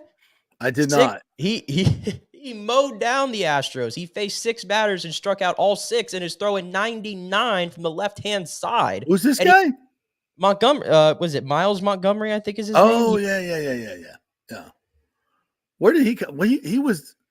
I remember talking about him like early in the season, or when I think you brought him up, didn't you? He was. It's Mason Montgomery. I'm sorry. He's been in AAA for the most of the season, and he was kind of. I don't think his numbers were that great this year, but they brought him up obviously with the little expanded roster thing they do. Mm-hmm. And like I said, he made his debut the other night. He's only 24 years old, and he struck out all 6 batters that he faced. Like it was like one of the most dominant. He's actually been up for 8 games. Sorry. He's been up for 8 games, and he's struck out 15 guys in 7 2/3. Like he's just been lights out. He throws exactly like Cliff Lee, if you remember. He's got the same motion, but he's pumping it from 99 from the left-hand side. So I'm already looking at those 4 guys in my bullpen next year. Ugh. Like the pitching that the Rays, cross your fingers on the health part, is just an embarrassment of riches next year. God, what an opportunity they have. So maybe if I just needle him all year, all off season, like you're cheap, you won't spend any money. Blah, blah, he's never going to do it. He's never going to do it. Just to prove me wrong. I think you got to change the playbook, because you've been yelling at the moon about this for the last 15 years, and it hasn't really worked out. So I think you need to change the playbook. That's right. What can I do? You got to encourage them. You got to encourage them. Praise them. You got to talk Stu up a little bit. Praise them for being. Yeah, you gotta talk them up a little bit. I don't see how that strategy works, really, but maybe you could draw something up for me, Sirianni. No, I'll write a script for you. Yes, do that, and then it'll be like who was it reading mean tweets? Yeah. Okay, I'll do it. Hey, let's take a break. I want to come back and you've heard about Matthew Sluka, right? We talked a little bit about this yesterday. The UNLV quarterback. So there's a connection to DJU. Oh, in this deal that I did not know about. That somebody sent me some audio from a podcast that I did not know about. And I've been trying to verify this, and the best I could tell is it is true. So I'm going to play that sound for you. We'll talk a little FSU. We'll talk a little USF too. What a huge game for USF this year. You need to be talking about my UCF Knights. I don't know what you're talking about. That's right. Big Noon's coming. DJ Khaled's coming. Really? Oh, wow. Well, we got lots to talk about. Quick break. We're brought to you by the great folks at Extravaganza Productions. If you have an event coming up, a birthday, a big charity event, something business-wise where you want to have the best and the professionals do all the audio visual for you and even come up with some creative concepts for you, Extravaganza Productions, they are the standard in Tampa Bay. All the big companies use them, but the small companies use them as well. They can do any size event, and they will do it with the same professionalism they do when they work with ESPN or any of the major networks or leagues. It's extravaganzaproductions.com. Visit them there. You can contact them through the website. Tell them you heard it on the JP Show, please. Back in 3. Talk some college. Hey, it's football season, and we welcome back the Gator Report every Monday and Friday, sponsored by the Jeeves Law Group, Jeeves lawgroup.com. Just go to the website. You can contact them through there. Scott Jeeves is a tremendous, aggressive attorney and a big Gator fan, so we appreciate him supporting this show and, of course, your Florida Gators. They are local, they are trusted, and they get results, whether it's personal injury or anything else, any law matter at all. It's the Jeeves Law Group, Jeeves lawgroup.com. Give them a call. Tell them JP sent you. All right, this is for all you guys who don't want to go to the gym and do 5,000 crunches. At Bay Area Modern Medical Center, you can get on the new True Body machine where you can reduce fat and tone up your muscle. It's like doing 54,000 crunches in just 15 minutes. Define your body as you see fit. True Body offers personalized muscle stimulation that delivers the equivalent of those 54,000 crunches in just 15 minutes. Just get in touch with them at Bay Area Modern Medical Center, BAMMC.com. Chris Lugo and the team over there will set you up on True Body and get amazing results. Non-invasive with comfortable and little to no pain and zero downtime. You can isolate and target those areas that you want to improve and treat multiple areas simultaneously. It's an amazing machine, so check it out at Bay Area Modern Medical Center, BAMMC.com. JP here to ask the question, are you planning an event, meeting, or conference? If so, you'll want to call the designers and production professionals at Extravaganza Productions Incorporated. With over 35 years of experience in the events industry, designing and producing every type of small to large event, they can provide a huge resource for design ideas, audio, visual, sound, lighting, decor, and entertainment to turn your event into an incredible experience for the entire audience. Folks, I've worked up close and personal with this group at many national events and Tampa events, and they have unique capabilities that help you save time and money in the planning and execution of your next event. Don't delay. Call these pros today at 813-621-4700 or check out their website at extravaganzaproductions.com. Tell them JP sent you, and they'll provide a free initial consultation for your event. Extravaganza Productions, the best in the business.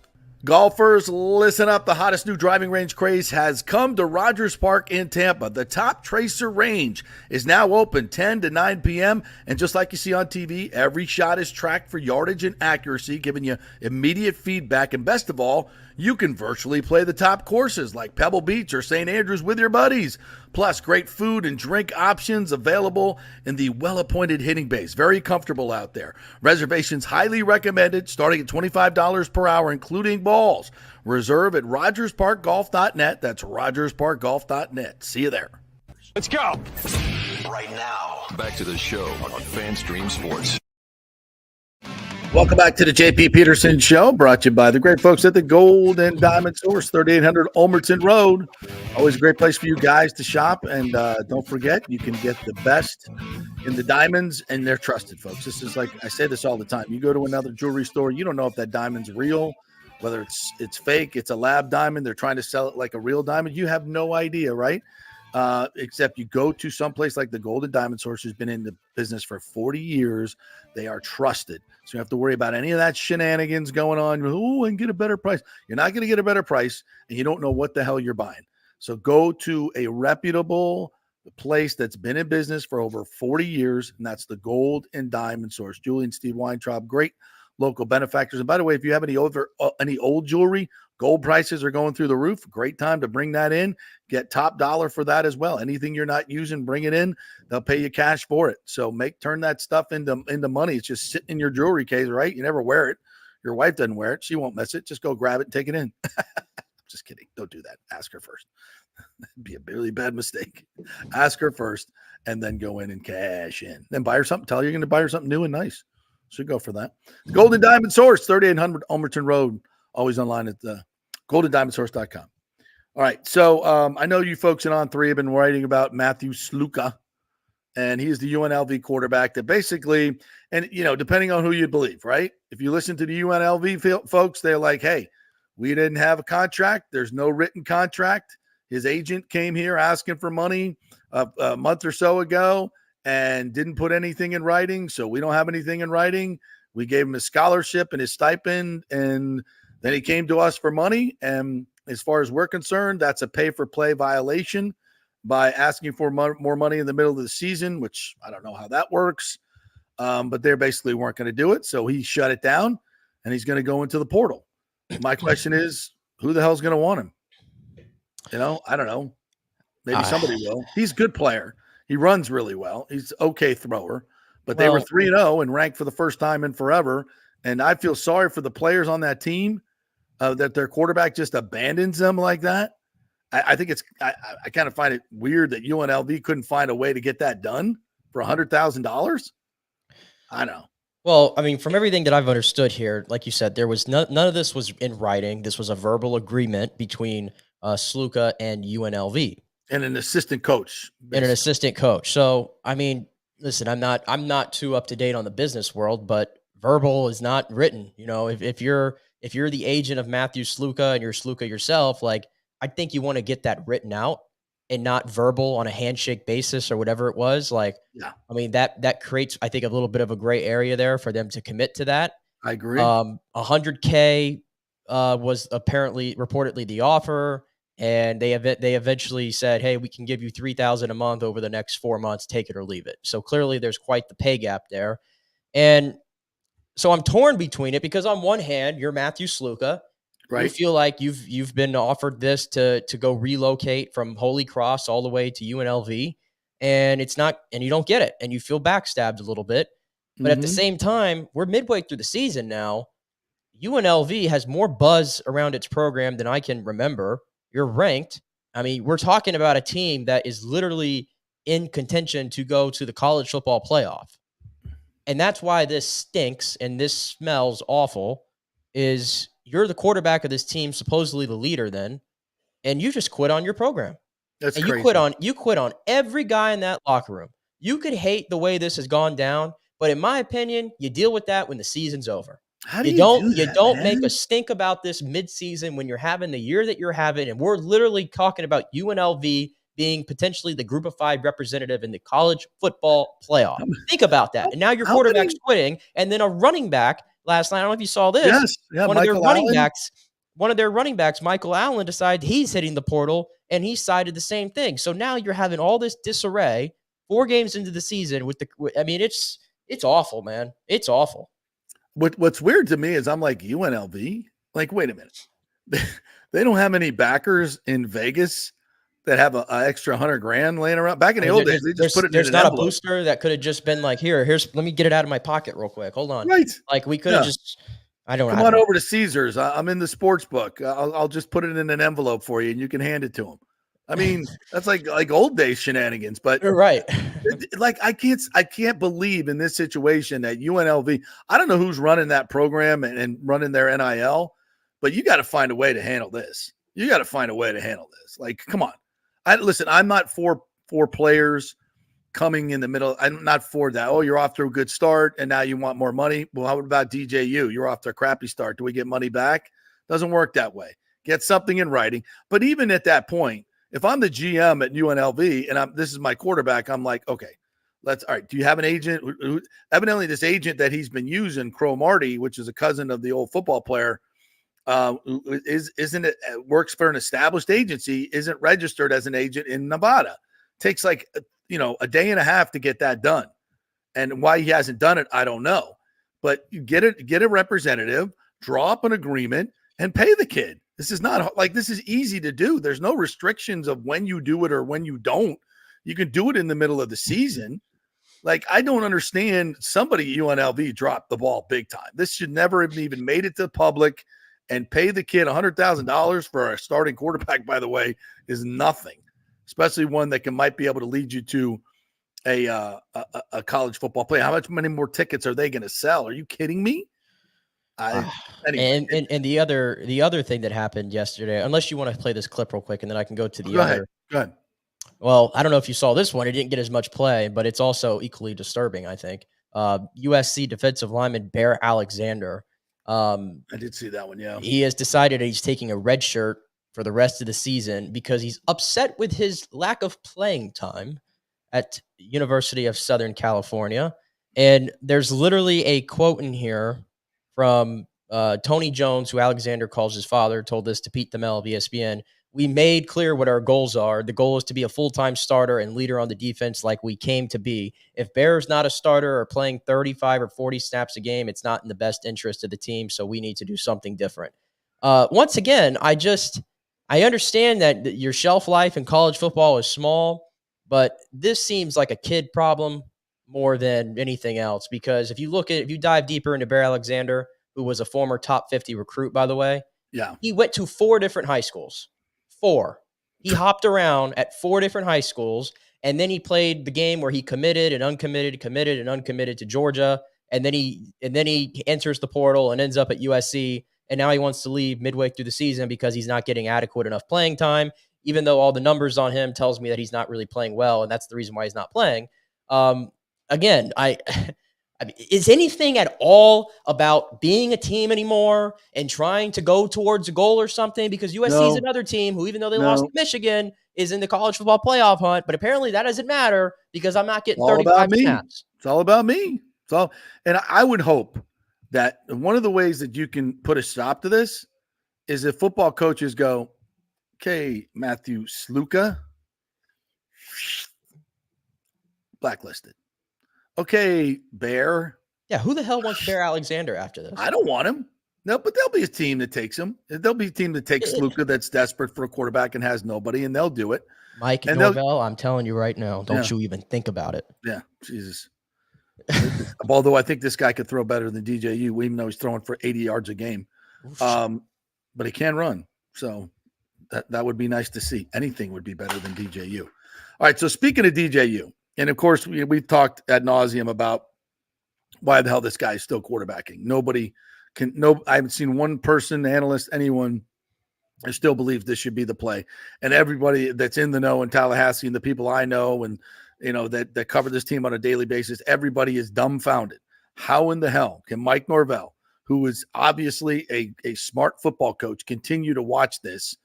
It's just dumbfounding. The dude cannot play football at this level. Or in this offense or at this particular time.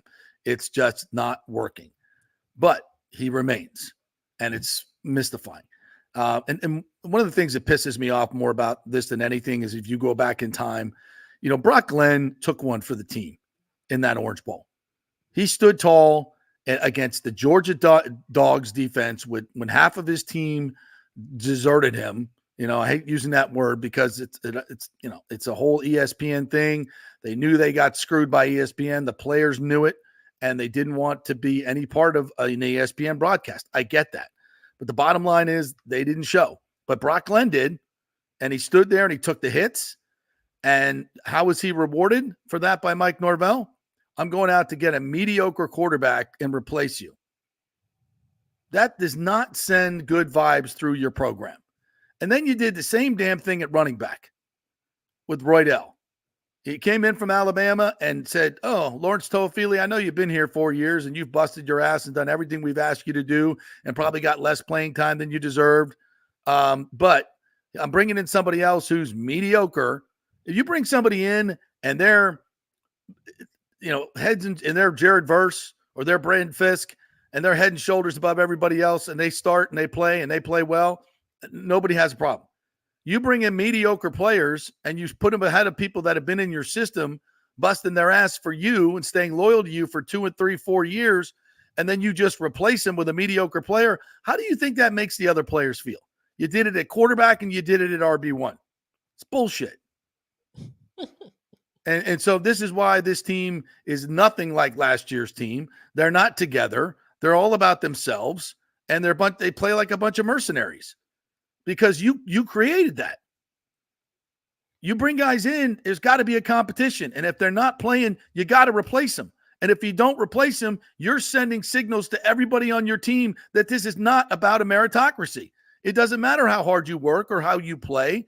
There are other things at play that are going to decide who plays. And if that's the permeating through your team, you've lost your team. You've lost your fan base. You're effed. Completely effed. Evidently, the problem has to be is that, and I know I hate this because I see DJU playing the game, is that Brock just has not done enough or anything in practice better than DJU. You don't know that. I mean, that's just what everybody that's there is saying. That's not what Pat Burnham says. And he was Maybe, at every maybe not practice him, in the but there's a preseason. lot of people that are saying that, or at least that's the way Mike's interpreting it. I mean, because we see it with our eyes. You can't hide DJU. We see it. And it doesn't matter at this point. But it doesn't matter to me what goes on in practice at this point. When you play this poorly in the game. I mean, clearly practice isn't the game. Right. Practice, especially the way they practice. The quarterback's not in danger. He can't be hit. So I don't care how you play in practice. It doesn't even come close to simulating a game atmosphere. And also, by the way, you're going up against a crappy defense. But you probably, and I have to say this too, given everything. You may look good against FSU's defense because FSU's defense is not physical and has no idea how to play assignments. They were better last week. They were much better last week, but in total, they've been horrible too. Yeah. And I wonder what this means, JP. Like, forget Brock Glenn for a second, because I don't think he's the future of Florida State at the quarterback position. The future of the position, you want it to be Kromenhoek. And I'm just curious because, like, he was a 5-star this year, and I know he's a true freshman, but I'm watching Dylan Raiola play for Nebraska. Right. I see Lagway gets in the game, at least for Florida. Right. Like, there's some other examples of true freshmen that are playing. Like, is Kromenhoek just, like, and people say, terrible? Well, he can't run very well. Well, nearly can DJU. I mean, he can run. Anybody can run better than DJU at this point. And he's clearly a better passer of the football. And it's not, and DJU, to me, like, he's slow, but he plays even slower. Like the time it takes him, it seems to figure out what he wants to do with the football. And that's the part that just has to grind your gears, or at least when I watch. All right. So listen, this is from Sirius XM, their college football podcast, Stephen Cofield, well-known college football recruiter. And somebody sent me this, and what they're saying here is DJU's dad, who people have talked about as being part of the issue here. He's very hands-on. He's very omnipresent. He's at every game. He's practice, everything. Like he's like total helicopter dad. And now evidently he's some kind of portal agent, according to this podcast. So just listen to this. Guys, this isn't far removed from Jade Mayava, their former starting quarterback, who committed to the program before and after the bowl game last year, and at the very end of the year said, I'm staying with UNLV, and then all of a sudden he came in and asked for a boatload of money. His agent is called Uncle Dave. Uncle Dave is DJ Ungalele. I always say his name incorrectly, but DJU's father. What? Uncle Dave has actually kind of been a connection for poly players around the country, trying to get them NIL deals. So Jay Mayava apparently went in and asked for a boatload of money, or Uncle Dave did. And UNLV's like, yeah, we're not coming up with what you're telling us you can get, which I think at the time was probably $200,000 or $300,000. What? So DJU's dad is some type of portal agent, and he's doing deals and asking money for other players? Now, how does that figure into what's going on at FSU? I don't know. But it starts to bring up, we've had all these crazy conspiracy theories of what's in the NIL contract. Does he have to play? Does he have to start? Do we promise him something in writing that he has to start if he's healthy through the first 5 games? This has been one of the rumors going around. And if not, he gets more money. I don't know. Haven't seen it. Would love to see the contract. But now this, his dad is part of some, doing other NIL deals. And I don't know how that would affect what's going on at FSU, but it's like, so if he's, it just brings up more questions. It just brings up more questions that need to be answered, because there's nothing in the football world, any football argument you can make that would keep DJU as the starter. Well, maybe, and none of them even getting a series. Like, you're not even giving Brock a series in the game. Lagway gets a series or many. I mean, DJU is playing so well that you can't even bring in another guy that can move for a Wildcat package. Why? Like, Mike used to use the Wildcat all the time. Is there something in this contract that says if he's pulled out of the game and it's not for health reasons, that something is triggered? I know it sounds crazy, but so does keeping this guy in there with no replacement whatsoever. Like it's mind-blowing what's going on. And stuff like this just adds fuel to the fire. I don't know. I'm just asking questions. I don't know. It's not going to get any better. I'll tell you that right now. It's just not going to. It is what it is. All right, quick break. When we come back, Chris Lugo is going to join us from Bay Area Modern Medical Center. I have something very serious to ask him. I have some very serious questions, and it's of the digestive nature, and it might get somewhat graphic. So I see him in the backstage going, "What the hell is he going to ask me?" But if you have any questions about your nutrition, about your workout, about your sleep, about anything medical related, drop them in the comments, and we'll hit Chris Lugo from Bay Area Modern Medical Center when we come back. Stay with us.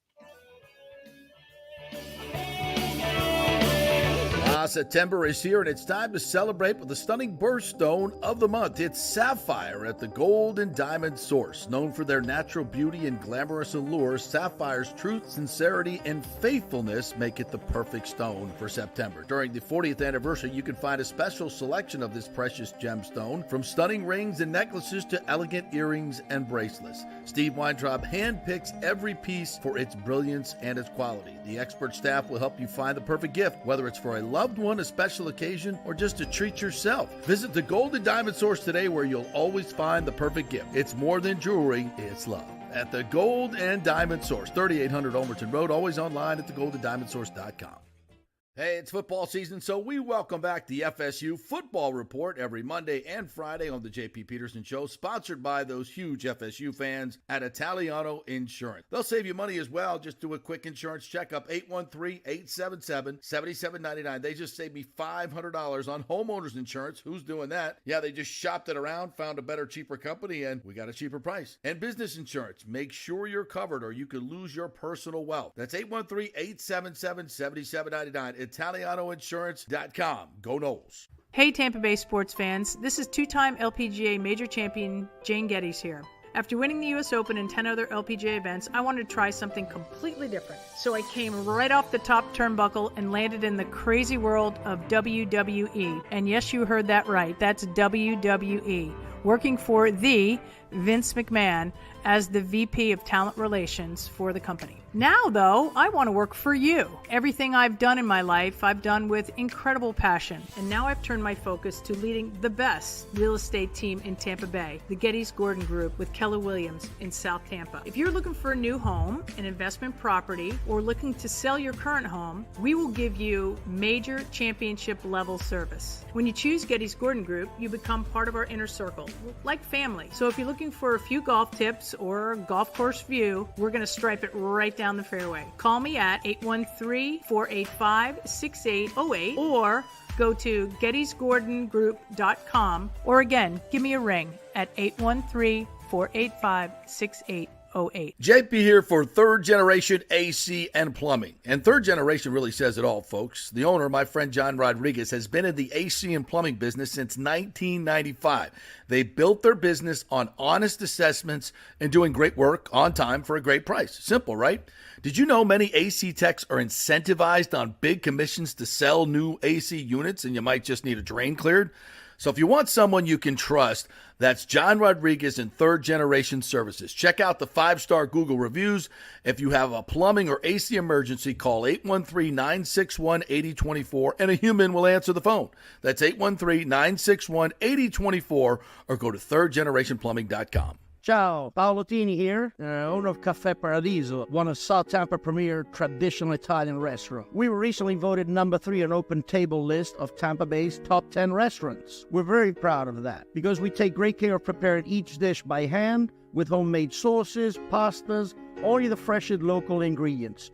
You won't see the big institutional vendor trucks pulling up to our back door. We get our seafood from local vendors. Sometimes I even drive out to Topper Springs and pick out our daily catch right off those boats. So stop by and say hello. Try our traditional lasagna, the fresh veal, some of our signature dishes like capelli al granchio, that is angel hair with lump crab meat, our branzino, that is a sea bass. We're located at 4205 South McDill, and you can make a reservation on Open Table and read all the great reviews. See you soon. Ciao. Grazie. Let's go. Right now. Back to the show on FanStream Sports. Welcome back to the JP Peterson Show. Had to get this little comment in from our good friend Rick. That Stu would probably charge people to use the Trop as a hurricane shelter. No. He needs to pay the mortgage. I don't think you want to shelter people in a fabric roofed sun dome, I guess. I don't think that would go too well in a hurricane. I mean, we've been praying for a hurricane to take it out for quite some time, but it's never happened. Have we? Unfortunately. I have. What would happen? What would happen if it was like, nobody's hurt? We don't want anybody hurt, of course. But I'm talking about, 3-4 years ago. I mean, you were forced them advocating to play somewhere else. You were earlier in the week. You were advocating for the Hurricane to take DJU with him. I did. I publicly asked politely to Hurricane Helene, given her track right through Tallahassee, the sport people, that they would pick up DJU and just politely drop him in Athens. I don't think that's ethical. Even things up a little bit with the Georgia Bulldogs. That's messy. That's messy.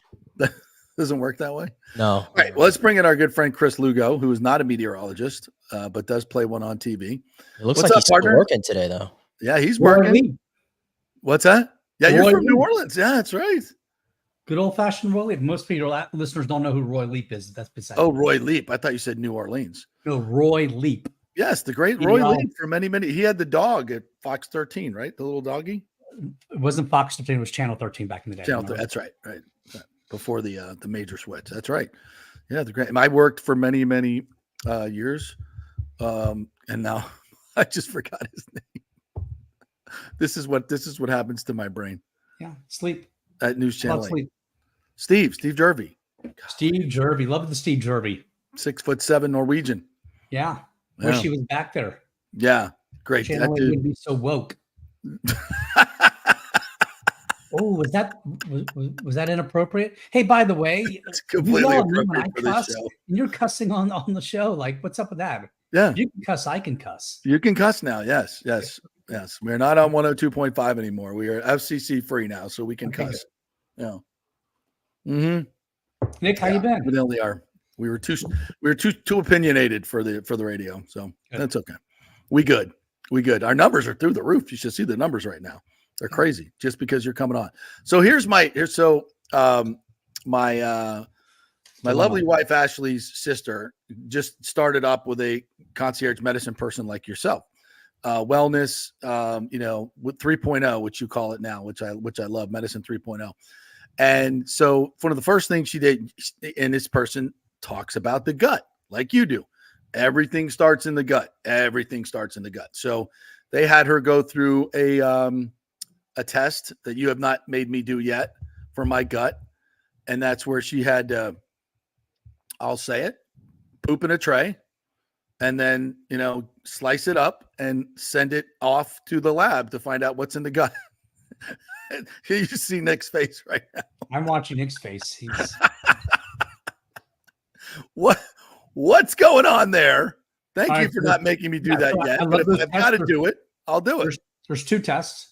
One is called an OAT, organic acid test. Okay. That's a urine test, actually.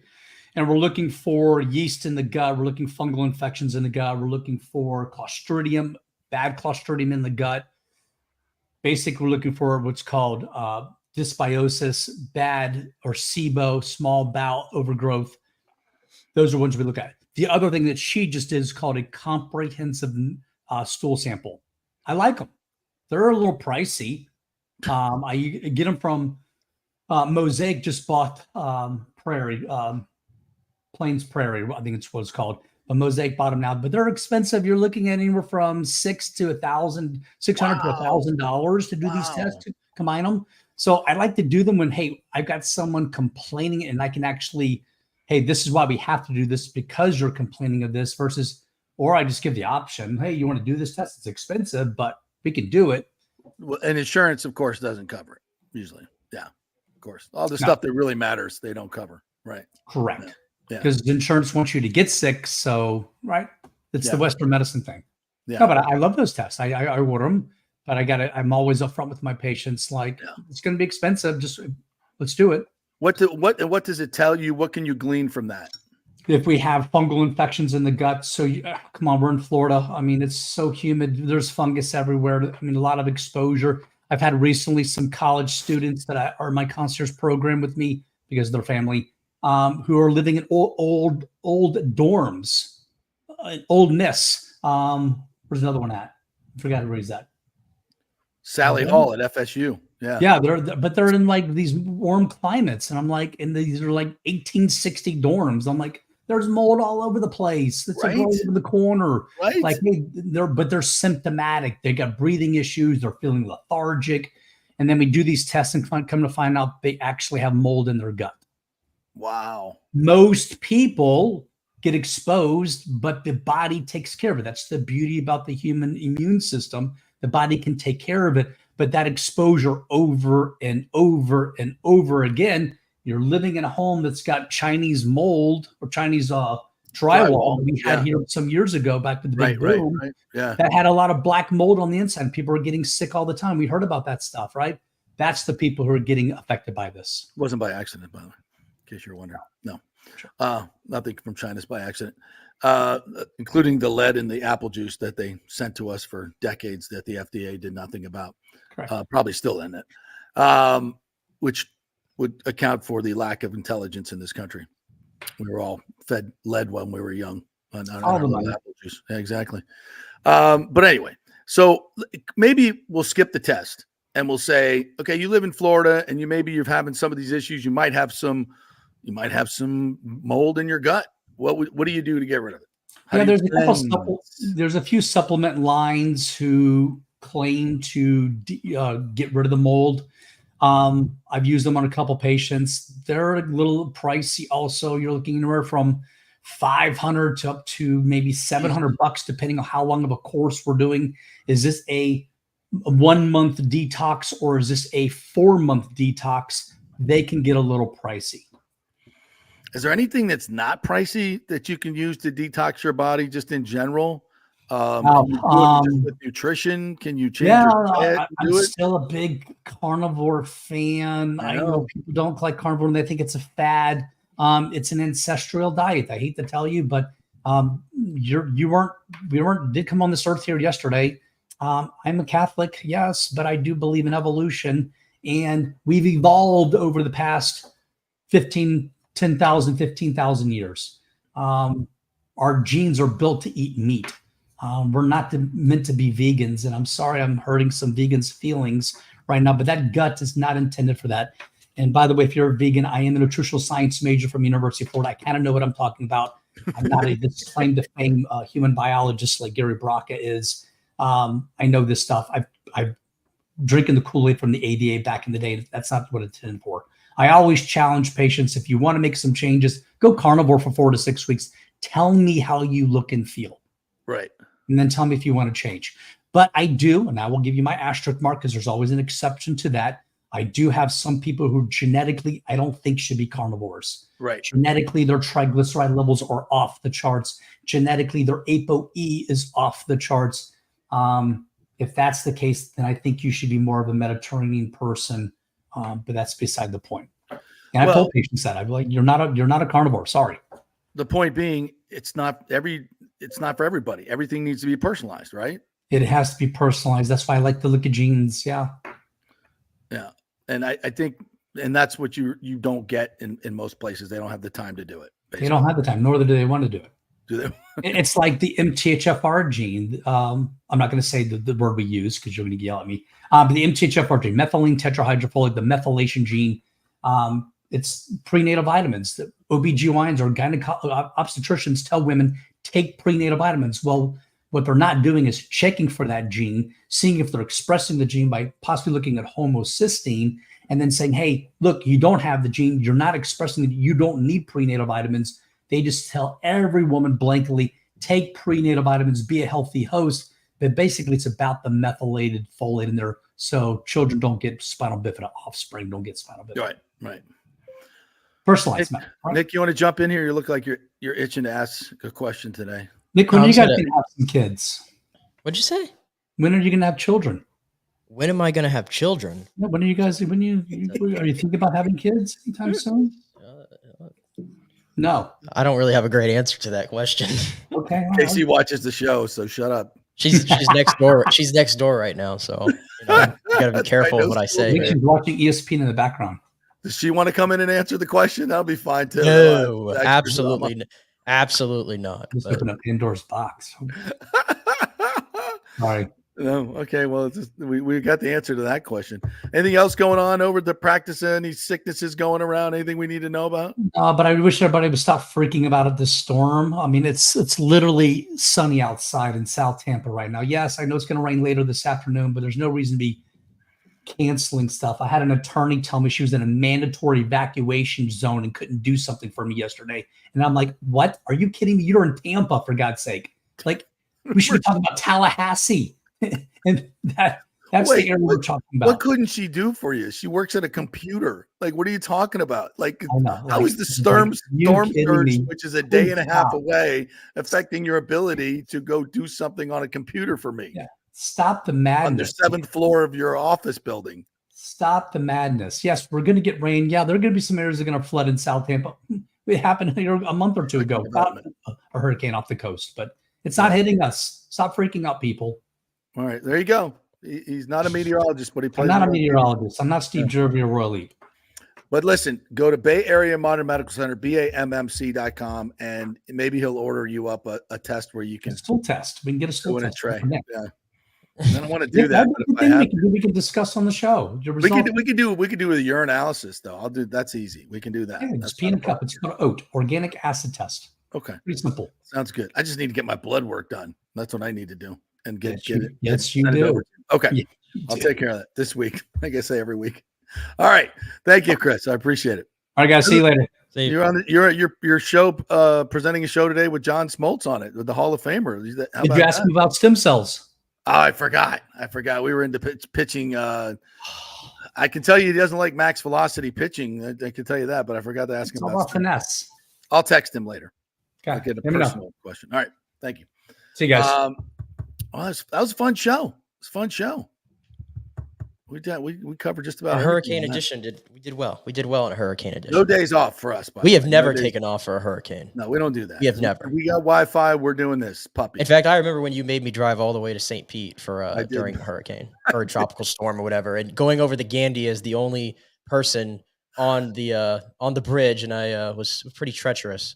Oh, it's pretty treacherous. Oh my God, yes, it was raining. A little treacherous. It was definitely a little treacherous. I couldn't see. Was the wind blowing a little bit? The wind was blowing a lot, actually. Did you get through it? Yeah, and then we set off a fire alarm. Then we set off a fire alarm at the studio on top of all that. That's fantastic. See, without these wonderful experiences in your life would be boring. All right. Thank you all for jumping in here on the comment section. Thanks to John Smoltz for joining us. John Kincade talking Eagles football. If you missed anything, that was a fascinating discussion about what the Eagles are facing this week. Check that out on our podcast. Available anywhere you get podcasts. Please like and subscribe. Thank you all so much. The numbers have been huge for football season. Thank you very much. Continue to like, subscribe, and tell everybody about the show. We do appreciate you, and we can't do it without you. Thank you so much. We'll see you tomorrow. No days off. We're not taking any days off. Football Friday coming tomorrow. We'll see you then.